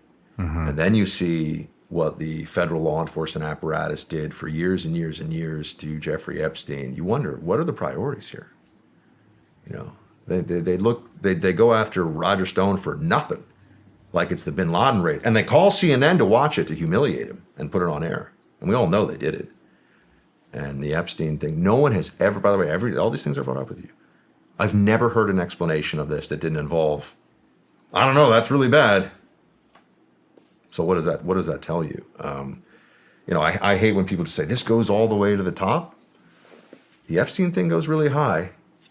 I don't know where it stops, but this is not the way the system tells us that it works. And you're being asked to believe a lot when you're asked to believe the official narrative of what's really happened there. He's just involved with so many people. I mean, the Virgin Islands are subpoenaing Larry Page of Google and JP Morgan for their ties with Epstein and human trafficking as of May 4, 2023. A federal judge ruled that JP Morgan and Deutsche Bank can be held physically liable for allowing Epstein to maintain his network of underage girls for sexual abuse, actively enabling him to continue his crimes. Do you think anything's going to happen with that? This is where I go into I would love to believe that the system Will do the right thing. Wants justice and will do the right. Yeah, except, but see, this is what you want to believe. This is party that wants to think the good guys, the cavalry, is going to arrive. Cavalry didn't arrive in time for all those young girls. Cavalry didn't show up to deal with that, piece of trash when it would have really counted and done something. And I think it's very hard for people to see all these moments where there was at best this failure and not feel like there's something else that is at work with all of it. I think that there's no good explanations for how these things happen that don't involve. There is such a thing as a conspiracy, and some conspiracies are real. And with Epstein, I think we've seen the very kind of situation where incredibly powerful people will go to extreme lengths. I mean, there are few things that, no matter how powerful and rich you are, will destroy you, in the public eye and legally, as fast as, doing, illegal acts with underage girls. So what are the very powerful people who Epstein was targeting? We assume there were people who he was targeting. What are they not willing to do? Or what levers are they not willing to pull in order to make this sort of thing go away? Nothing. I mean, they're having sex with underage women. That doesn't get any worse than that. So that's when you see, and they remember the Epstein case. Really, I think it was the Miami Herald wrote about it again in 2019. It had sort of faded. People weren't really talking about it for a long time, and then finally there was this outrage about it, and there was a focus on it. But it's just really disconcerting at the deepest level to see that this is a guy that should have been put away for Yeah. Look, man, I don't like to do the thing where we compare this thing to that thing or, whataboutism. You had people on January 6th who didn't hit anyone, didn't break anything, didn't threaten anyone. And they were locked up like animals for 18 months in solitary confinement in a DC jail that was practically a gulag because they had the wrong politics and they were in the wrong place at the wrong time. Jeffrey Epstein was trafficking underage girls, and the system gave him a 6-month home confinement, go into a county jail for a couple of days a week thing, and just, made most of it go away. And then he kept doing it. That's the system. So you sit there and you say, is it a justice system? Doesn't feel like it to some people. Speaking of, all these people have something dangling over their head. One thing I forgot to ask you about the Twitter files. Sure. Is we heard from Musk time and time and time again about Fauci and when they dropped the Fauci files and now that's gone. That's not going to happen. In fact, he even said we need to move away from the Twitter files. Why do you think the Fauci stuff never came out and probably never will come out? Fauci is protected because he was the point man for really the biggest government fraud and abuse of our lifetime. And he understood. See, Fauci is a political animal.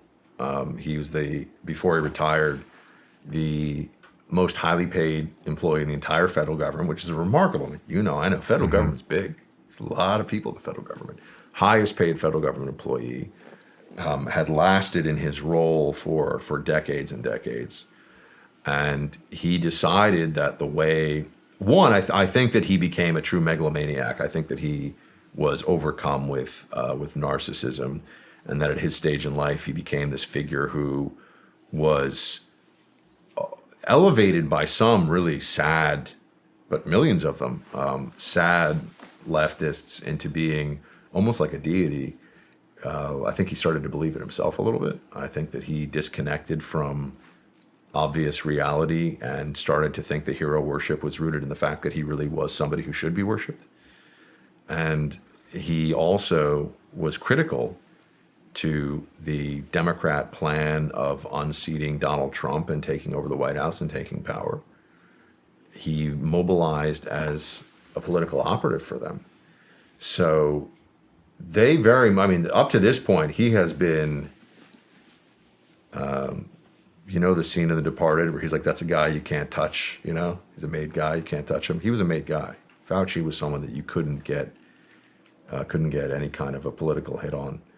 And I think what he did is evil. I don't think that it was beyond his knowledge that he was advocating for policies that were destructive economically, psychologically abusive. I think a lot of people died of drug overdoses, and I think a lot of people drank themselves to death. I think a lot of marriages were ruined. I think a lot of children were abused because Fauci was a coward who told Democrats who are hysterical what they wanted to hear, which was, if you just listen to me, you'll be safe and you're a good person.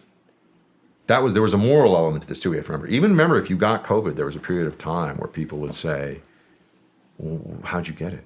As if it's like, what do you mean? Breathing air, being around human beings. That was a part of the madness. Why didn't Elon, or why hasn't the Fauci files really come out? I'll say one thing. My guess is that Fauci is, he understands he's subject to FOIA. So my sense is that he's probably not super sloppy with what he would put down in the first place. That's on the finding the most positive interpretation of it possible. I think it's also, and this is a bigger piece of it, Elon's taken on a lot with what he's doing with Twitter and is getting immense pressure. Mm-hmm. This is like a break in the dam of the collectivist Democrat, control. This is, you finally have, we can't even begin to, I think, understand how much personal and professional pressure he comes under as a result of this. And I think maybe he just decided that this isn't necessarily, either it just wasn't that interesting, which is possible. Maybe they didn't have anything that good on Fauci specifically. I mean, I think we already kind of know. Or he just decided that to keep Twitter alive, not going to go full on the Fauci thing.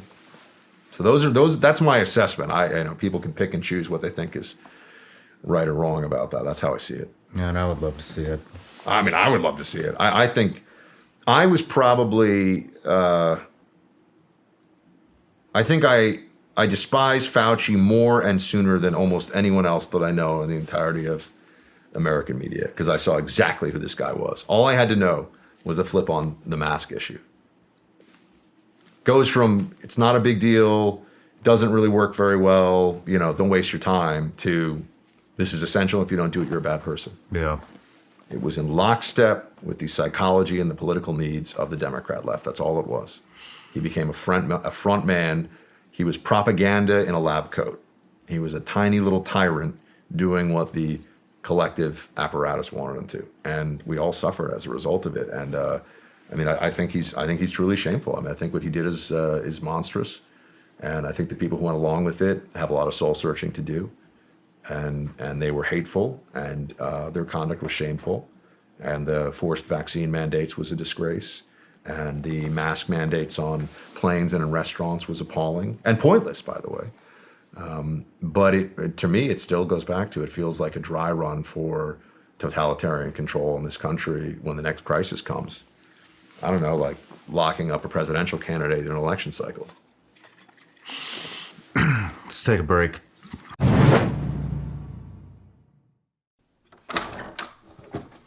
Hey guys, let me tell you about this subscription service that I've been working real hard on called Vigilance Elite Patreon. Basically on Patreon, we have it broken up into 3 different tiers. We got tier 1, tier 2, and tier 3. Let's dive in. Our tier 1 patrons get all the behind the scenes footage of the Shawn Ryan show.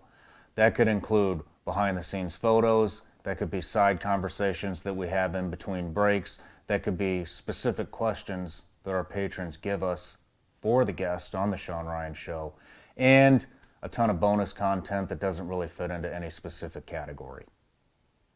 For our tier 2 patrons, they get access to our tactical training library, which consists of well over 100 videos.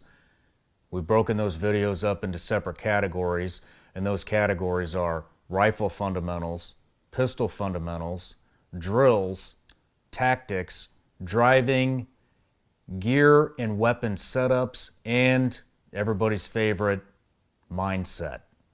Also on tier 2, you will get a live update from me on the 1st and the 15th of every month, where we talk about the upcoming guests on the Shawn Ryan show, plus all the benefits of tier 1. Our top tier, which is tier 3, gets full access to all the other tiers, plus they get full access to me, where we do video teleconferencing, VTC, once a month. We discuss anything from tactics to current events to who's coming on the show. I take suggestions, and it's very interactive. No matter what tier you choose, the support is greatly appreciated, and it is the only thing that makes this show drive on. So thank you for all the support. See you on Patreon.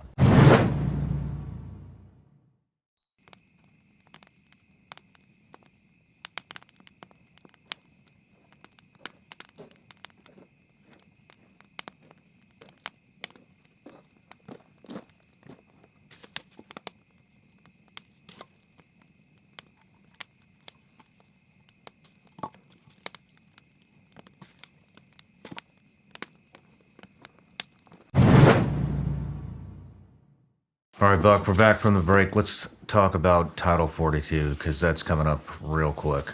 What's that entail?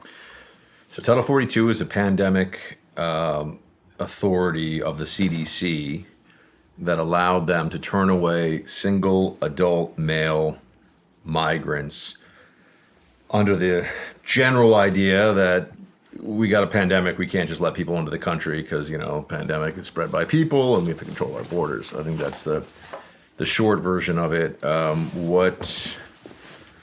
What we're going to see here is that one of the only tools that they had to turn away single adult male migrants quickly, rapidly, effectively is going to go. And so it's not like there haven't been a lot of people illegally entering the country over the last couple of years. It's been the worst the numbers have ever been. I mean, you're looking at, 5.5 million, I think. And the thing about the border that is such a challenge, so there's understanding the scope of the problem, and then there's understanding the specifics of what's going wrong, right? So at the 30,000 foot level, we have an open border that is allowing for the mass violation of our sovereignty, fentanyl trafficking that is killing roughly 100,000 Americans a year, opioids, fentanyl, heroin, some other drugs too. Human trafficking, including trafficking of children into slavery, and all of this is going on. We have a massive problem at the border, so we understand that. Now we get into the why, or how is it actually happening. There are a lot of open holes in the border that, well, literally in terms of not having fencing or a wall, but also in terms of policy. And the biggest one has been, and I've spent time with Border Patrol. I still am in contact with some great folks on Border Patrol. I run this stuff through them. And I'm fortunate with my radio show, I can basically ask for any policy official I want, not working for the Biden administration, but previous, and they'll come on right away. So a lot of access to expertise on the issue of the border, which has made me learn a lot. And the asylum issue is that's the biggest single scam that is running right now. And I think it's important, if people understood what's really going on, then they would be able to better argue with the machinery of illegal immigration as it happens in the country today, and the enormous political implications and honestly, nation state implications for us. So, I mean, the one thing that I think everyone needs to understand is that the whole system now is being abused so that people are entering the country with no belief that they're ever going to have to leave. Now, how does that happen? They step into the country illegally. That's the first thing is the illegal entry, right? So they show up, and I've seen this. I mean, I've been with Border Patrol while this has happened, and they'll surrender. Meaning you'll see a group of 50, 100 migrants, they'll wave down Border Patrol. People think of this as like, oh my gosh, the cartels, the drug runners and all that. No. That's happening too. But vast majority of, 80, 90% of what you're really seeing in terms of the aggregate numbers are people who are showing up, who find a way to enter illegally, which is, it is illegal to be on the Mexican side of the border, to walk on the American side. That act is a violation of American sovereignty. That act is actually against the law, which I think people have to be reminded about, because this is being treated like it's not a crime anymore. Just like it is on the reverse. Yeah, of course. You can't just... Every country in the world has this rule. Yeah. I think that's important, what you point out there, too. Every country in the world is allowed to say, these are our borders. We're not allowed to do that in Mexico. Right, we're not allowed to just go into Mexico. We're not allowed to do that to go to Canada. No. Oh no. Every country in the world is allowed to have, at least try to have, border integrity except us. And we are racist, by the way, as a country, for wanting to have secure borders. That's the primary argument. In a, highly diverse, multi-ethnic, multinational, multi-religious country like America, just to try to say, hey, can we have control over who's coming into the country? 1 million people a year illegally enter America and stay in America, get, green cards, citizenship, whatever. 1 million a year. This is just saying, hey, can we deal with the illegal entry? And if you bring it up, the first thing they say is that you're racist. Now that's always interesting because, okay, racist against whom? They'll say, oh, you're racist against Hispanic people. I said, that's interesting.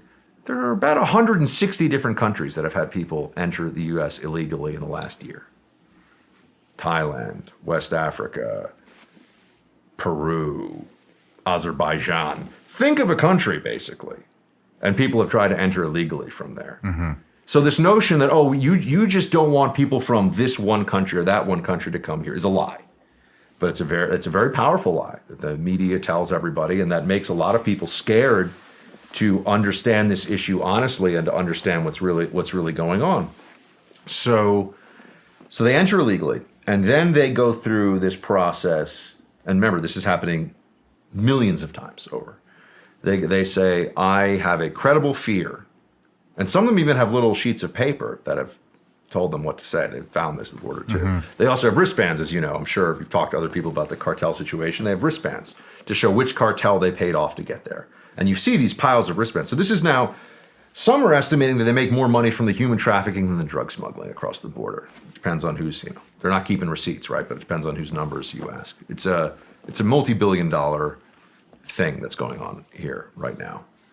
And the Mexican government's basically doing nothing to stop it, as we know. The Mexican government is effectively owned by the cartels anyway. So they then go into the process of saying, well, I'm seeking asylum. And just take New York City, the case study that I know the best. New York City now, the process to get your asylum claim heard is going to take basically a decade. What's going to happen between now and a decade from now when that person may or may not even show up for their asylum hearing? There'll be a low priority for deportation. They will not, so meaning unless they commit a heinous crime. And even then there'll be libs who are like, oh, like everyone should get a second chance. But they don't show up for the hearing. They have to go find the person. Then they get they get their day in court before the asylum judge. And then there's a separate, and some of this they alter this and change as they go in the process. But there's also a separate component of it, which is the deportation hearing. So the point here is that with the system as it exists today, if someone shows up at our border and says, I have a credible fear of persecution in my country, and they pass that credible fear test, which is the most perfunctory nonsense you can imagine, to the point where the cartels are training people in all these different languages to say this, or say it in English, obviously, but training people who speak different languages, they're then gaming the whole system. They're going to have kids here. They're going to get married here. They're going to work here. And what are the Democrats going to say in 10 years? They're going to say, this person's an American now. Now, you can argue that someone could say to me that, you know what, that's what we want. That is not what the Democrats are saying. They say they have legal status. They say they're going through a process. And if they fail in that process, they will be deported. That is a lie.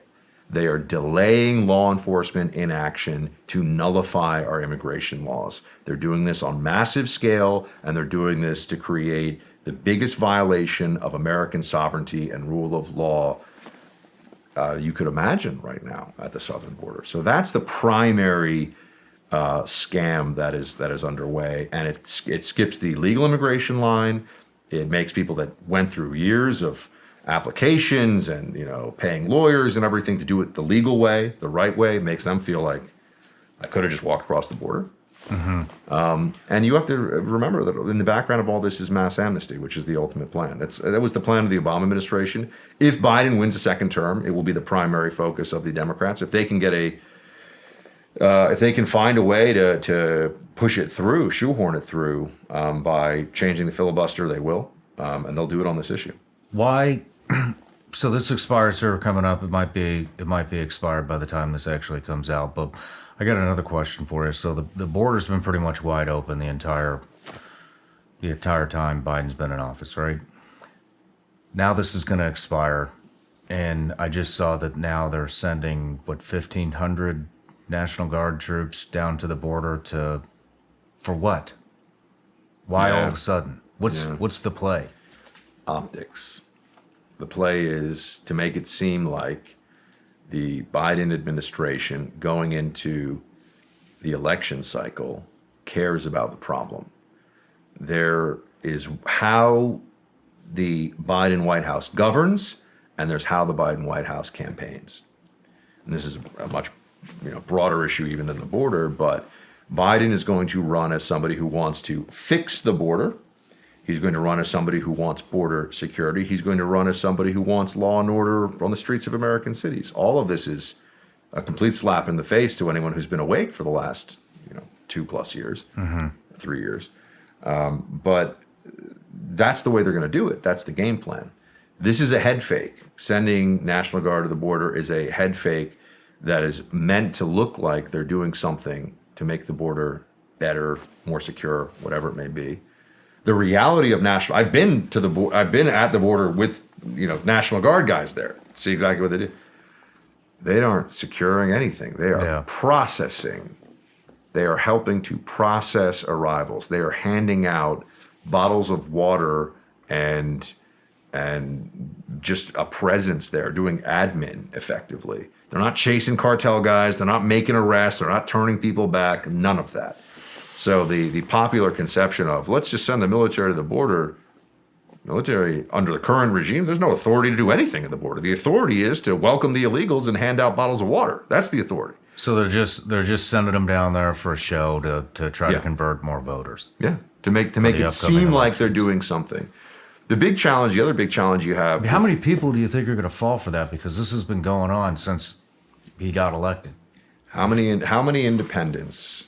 And this is a depressing thought, but it's one everyone needs to remember. How many independents did they have to sway based on the official numbers in 2020 for Biden to win? You're talking about less than 100,000 people across a handful of states.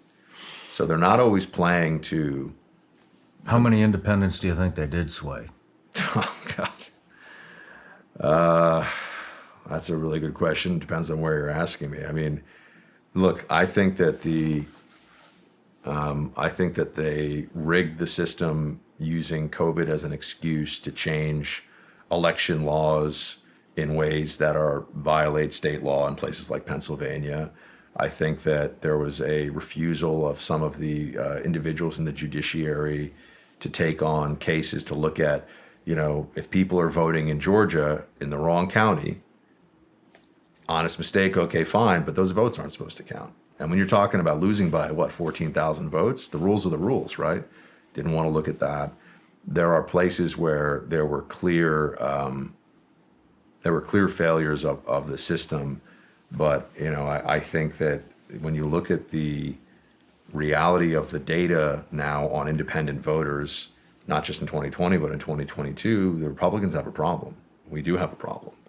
We have a problem with Republicans who won't vote for certain Republicans, right? That's real. People can say, oh, but, get all angry about it. It's just what happened. And I think the data reflects that. So I think that's a huge problem. And yes, I mean, in my personal opinion, that could be fixed. Yeah. It's something. If you've pissed off the entire fucking independent voting population, then you did something wrong. Yeah. Would you agree with that? Mm-hmm. Look, there are people who have been very emotionally invested, even on the right, in certain narratives of what has happened in our recent elections and what the party has become and who should lead it. And I just sit here trying to think of how do we win so we can do the best we can to fix the country as much as we can while we can. And that's not about allegiance to one individual. It's not about allegiance to the party overall. It's just looking at what is happening and trying to do the best under the circumstances that we can. And I think that with 2022, we lost. Look, we lost the Senate. We should have won the Senate. And we lost the Senate because of some of the candidates being weak and also being overly focused on what happened in 2020.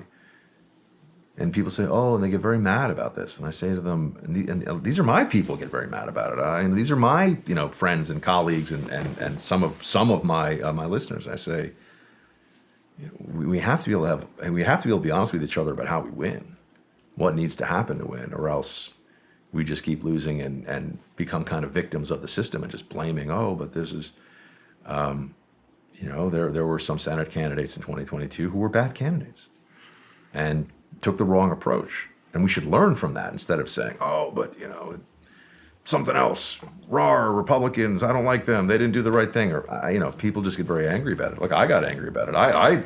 You were with me on election night. I mean, election night was like a mule kick to the face in 2022. I was like, you've got to be kidding me. Yeah. You've got to be. I mean, look, Ron DeSantis had a huge win in Florida. And then other than that, I was looking around. I was like, every close race, every close important race we lost, basically. We won some good seats, but those are, we thought we were going to win, Ohio governorship, or Ohio Senate seat rather. We thought we were going to win, some good stuff, but and the close ones did not work out. And I just, I'm tired of losing. That's Me my too. attitude. I'm tired of losing, and we do need independence, and we do need independence not to agree with us on everything, but to agree with us enough in enough places that we don't have lunatics running the party. Last thing I want to talk about is Ukraine and the money laundering. I hear all about the money laundering in Ukraine. I don't hear a lot about how it's being laundered. And maybe that's because I'm not looking into it enough. I don't know, but I'm hoping you can explain to me how the money is being laundered in Ukraine. This is when I wish I had some of the old access, right? So I could actually start to see who's saying what to whom over there among the oligarchs and where the money's going. And it's such a difficult question because you're asking, where does it go within the system when it goes into a system that exists first and foremost to hide what's going on, right? In a lot of ways. Mm-hmm. When a system is built to evade accountability and to evade transparency from thousands of miles away, how are you going to have a real view into what's happening? We know there's no accountability for the official dollars that are going into Ukraine. We also know there's a lot of stuff that's going into Ukraine that's not official, and a lot of resources and personnel and whatever. Do you have any specifics? No, I'm not. I will always tell you what I know, what I don't know. I'm not as plugged into Ukraine as I could be, or I think I should be if I chased it more. To be honest with you, I care about our border more than I care about Ukraine's borders. That's been a little bit of my philosophy, and so I focus more on what's happening here with that issue, just to and then I also the criminal justice issue in cities and what's happening in blue states. That's much more my focus on Ukraine. I just don't want us getting drawn into another war. I mean, that's my, whether they're spending all this money, they shouldn't be spending all this money. We have, I think we're on the precipice of a major recession in this country right now. Maybe bring the dollars home seems pretty obvious. But I'll be honest, I don't know anyone. I hear people talking about the money laundering too. I hear people talking about we know Ukraine is super corrupt. We know they've gotten $20 billion or something of U.S. aid, military aid, cash infusions, everything. Where does it all go? I don't think that the people that are supposed to know where it goes in the government even really know. So it's very difficult for us to have a better sense of where those cash flows are going. I mean, obviously, a lot of it is going to artillery shells and the conflict, but they're siphoning it off to the side. Think about it this way, right? I always like to try to do, if I'm switching around, sitting on the other side of the chessboard, or just sitting in place of somebody who is playing their own chess game, like I'll take their chair for a second. If you're a senior figure in the Ukrainian government right now, given what's going on with Russia, and you're in a country where everybody's been feathering their nests with whatever dollars they can, siphoning from the treasury, siphoning from corporate interests that are paying you off, pure old school corruption. You tell me you're not going to make sure you're sacking away some money and getting ready for the exit, right? I'm with you. That's what I think's going on in the U.S. government right now. So I think that's happening. But like where and the mechanics of it, the motivation, you and I can agree, is there, and so the reality is almost certainly there. But the specifics of how they're doing it, I wish I could know. And I just also feel like I wish they would just tell everybody we're in for a few $1 trillion on this one. Because that's what it actually is. Mm-hmm. I'm not saying it's a few trillion spent already, but I'm saying the way this conflict is going, the duration of the conflict as it's likely to play out, you're looking at a few $1 trillion. And that's the best case scenario of we don't get somehow dragged into this thing and it goes, thermonuclear. Which is should be everyone's worst nightmare. Do you think we're heading into World War III? man. I think that the chance of a direct escalation with Russia is probably 10 to 20%, and that's enough that I think people should be really worried about it. So I think it's unlikely, but realistic. And when it's realistic and it involves something that's that significant and dangerous, people should be much more cognizant of the mission creep toward this and the way that this could go bad in a hurry. I mean, they just, before you and I talked, they're talking about, oh, there was an attempt on Putin's life with drones. Like, whoa, And you got to remember, you know this, right? You know this from the agency side, because we get when you work in the world of, tradecraft and espionage and all that stuff, you have a sense for what a bunch of cold SOBs the Soviets, now the Russian services are, Russian FSB and all that. I mean, they blew up an apartment building full of Russians to invade Chechnya. Like, I think that's pretty well established. People yell about false flags, and I think sometimes they think, oh, come on, they exist. It does happen. And the Russians, they know how to do that kind of stuff. They do that kind of stuff. And so that's why when people say it's not just what we want, it's what they want, or how they want to draw us in, or how they want to respond. And that's where I get really worried. And I don't hear, I mean, do you ever hear anyone on either side, honestly, ever talk about how this thing ends? No. And so I sat here, I told you, and I was a little, little analyst in Afghanistan trying to learn about what's going on in that country. I knew then, and everyone that I thought who understood the country well, was just the mission there wasn't going to work. It just wasn't going to happen. Not with the Pakistani sanctuary next door, not with the history and culture of Afghanistan as it pertains to a central government. We could go, talk about that for 3 hours. It just wasn't going to happen. So I sit here and I say, what is our obligation to make sure that we speak the truth, even if it is shouted down from people that are supposedly the smartest, the most knowledgeable, the ones that, really care about Ukraine, because this stuff, as you know, can change in a heartbeat. And all of a sudden, it's gone from we have to support the brave Ukrainian resistance to, you know what, we really do need that no-fly zone. Or, you know what, we really do need to establish safe haven corridors with U.S. troops deployed to enforce them, west of Kyiv, and then things go on from there. We have learned a very painful lesson with how useless sanctions are. Again, this is amazing, isn't it? We're always like, oh, well, we're going to slap them around with sanctions. Mm-hmm. Really? You're going to slap Russia around with sanctions? The hydrocarbon superpower that in a world where the economy still absolutely positively needs natural gas and oil, you're going to do what exactly? And we learned. At the beginning of this conflict, we were told we're going to crush their economy. We didn't crush their economy. The really smart people who tell us we're not going to get in a war with Russia, they said we're going to be able to bring Russia to its knees by cutting them off from the international banking system.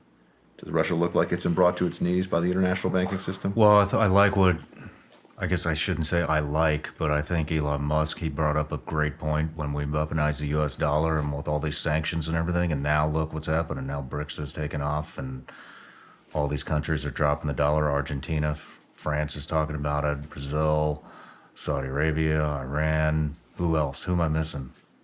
I mean, that's a strong list of people that are moving. If the dollar no longer is the global reserve currency, we live in a very different country with a very different standard of living pretty much overnight. And now you want to talk about social upheaval and what's possible in a totalitarian future. Look at how much some of the most wealthy and educated nation states in the world over the last 100 years have changed over periods of a couple of decades. But the belief that we are above the fray with all of that will always be the shining light of freedom, the red, white, and blue, only if we do the right things. What do you know about the biolabs in Ukraine? I hear a lot about the biolabs. I don't know a lot about them. People I just hear a lot of blurbs. I don't hear a lot of people dive in on these subjects. I just hear a lot of buzzwords. I mean, I don't have. This is where I should just be like, Shawn, I can neither confirm nor deny. I'm not read into that program, but I honestly don't really know much about the bioweapon labs or whatever whatever the reporting is on that. I've just seen what you've seen. To be honest with you, I haven't really, in my work, I haven't really followed events in Ukraine as closely, certainly as I did Iraq, Afghanistan, and places like that, having spent time in those places, because I just view it as we're in a proxy war and it's going to continue. It's going to go on for years, and it's really for us, don't get drawn into the war, try to stop the money spigot from being crazy, and try to stop us from destroying the dollar and our own economy in the process. Because I never hear anyone say, even people that are skeptical of our plan in Ukraine, I never hear them say, publicly at least, well, what do we do? Even some of the Republican members of Congress, do we just stop giving Ukraine anything? Is that the plan?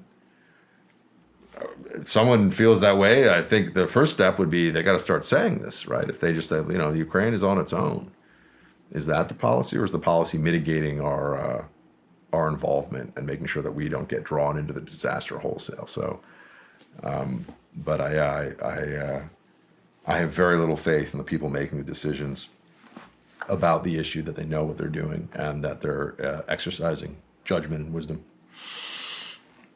Yeah, I don't either. I don't have any faith in it at all.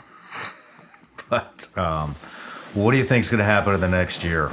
Oh, man. With the election coming up, what do we need to look out for? I think we're heading into Are we going to see the BLM and Antifa and all this other shit all over again? Is that coming? That's interesting. I think the primary plan for the left is going to be the legal effort against Trump is much more serious than most people realize. And I mean most Trump supporters realize. This is a decision that I think has really already been made, that this is what they're going to do. I think the people in place have no problem using their prosecutorial authority and using the judiciary as a weapon of politics. And I think that if they've also set a standard whereby they can use the system, the machinery of the government in a way to crush dissent in a way that could be really, really frightening down the line. Because let's say you have, and I hope this is wrong, but maybe everything's going to be fine, and we'll be sitting here, smoking cigars and celebrating the victory of the Republic, and everything's fine. But I think that it's more likely you'll see multiple efforts to prosecute Trump as the Republican nominee, and then there'll be a whole discussion as to whether or not they can even try to imprison him. I think that the polarization and the impact that will have on the country will be massive, even by our current standards. I think people will just be in a bit of a state of shock over it. And then some who want to, protest more, take to the streets, speak about this on our side, will of course create, as always happens, the opening for the other side, which always has the floodgates of activist, maniac, Antifa, BLM rioter, all that stuff ready to go at a moment's notice. And so then that becomes perhaps the excuse for that to put us into a state of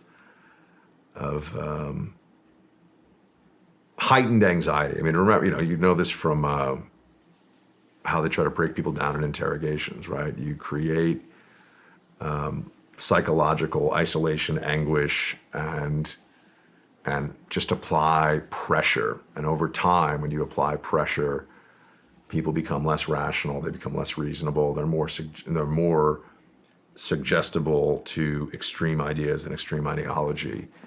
And I think that that's going to be a big part of the playbook to stay in power for 2024. And hope to God that I am wrong and that they don't really go forward with the prosecution of Trump and they don't try to effectively subvert an election from happening in a presidential year.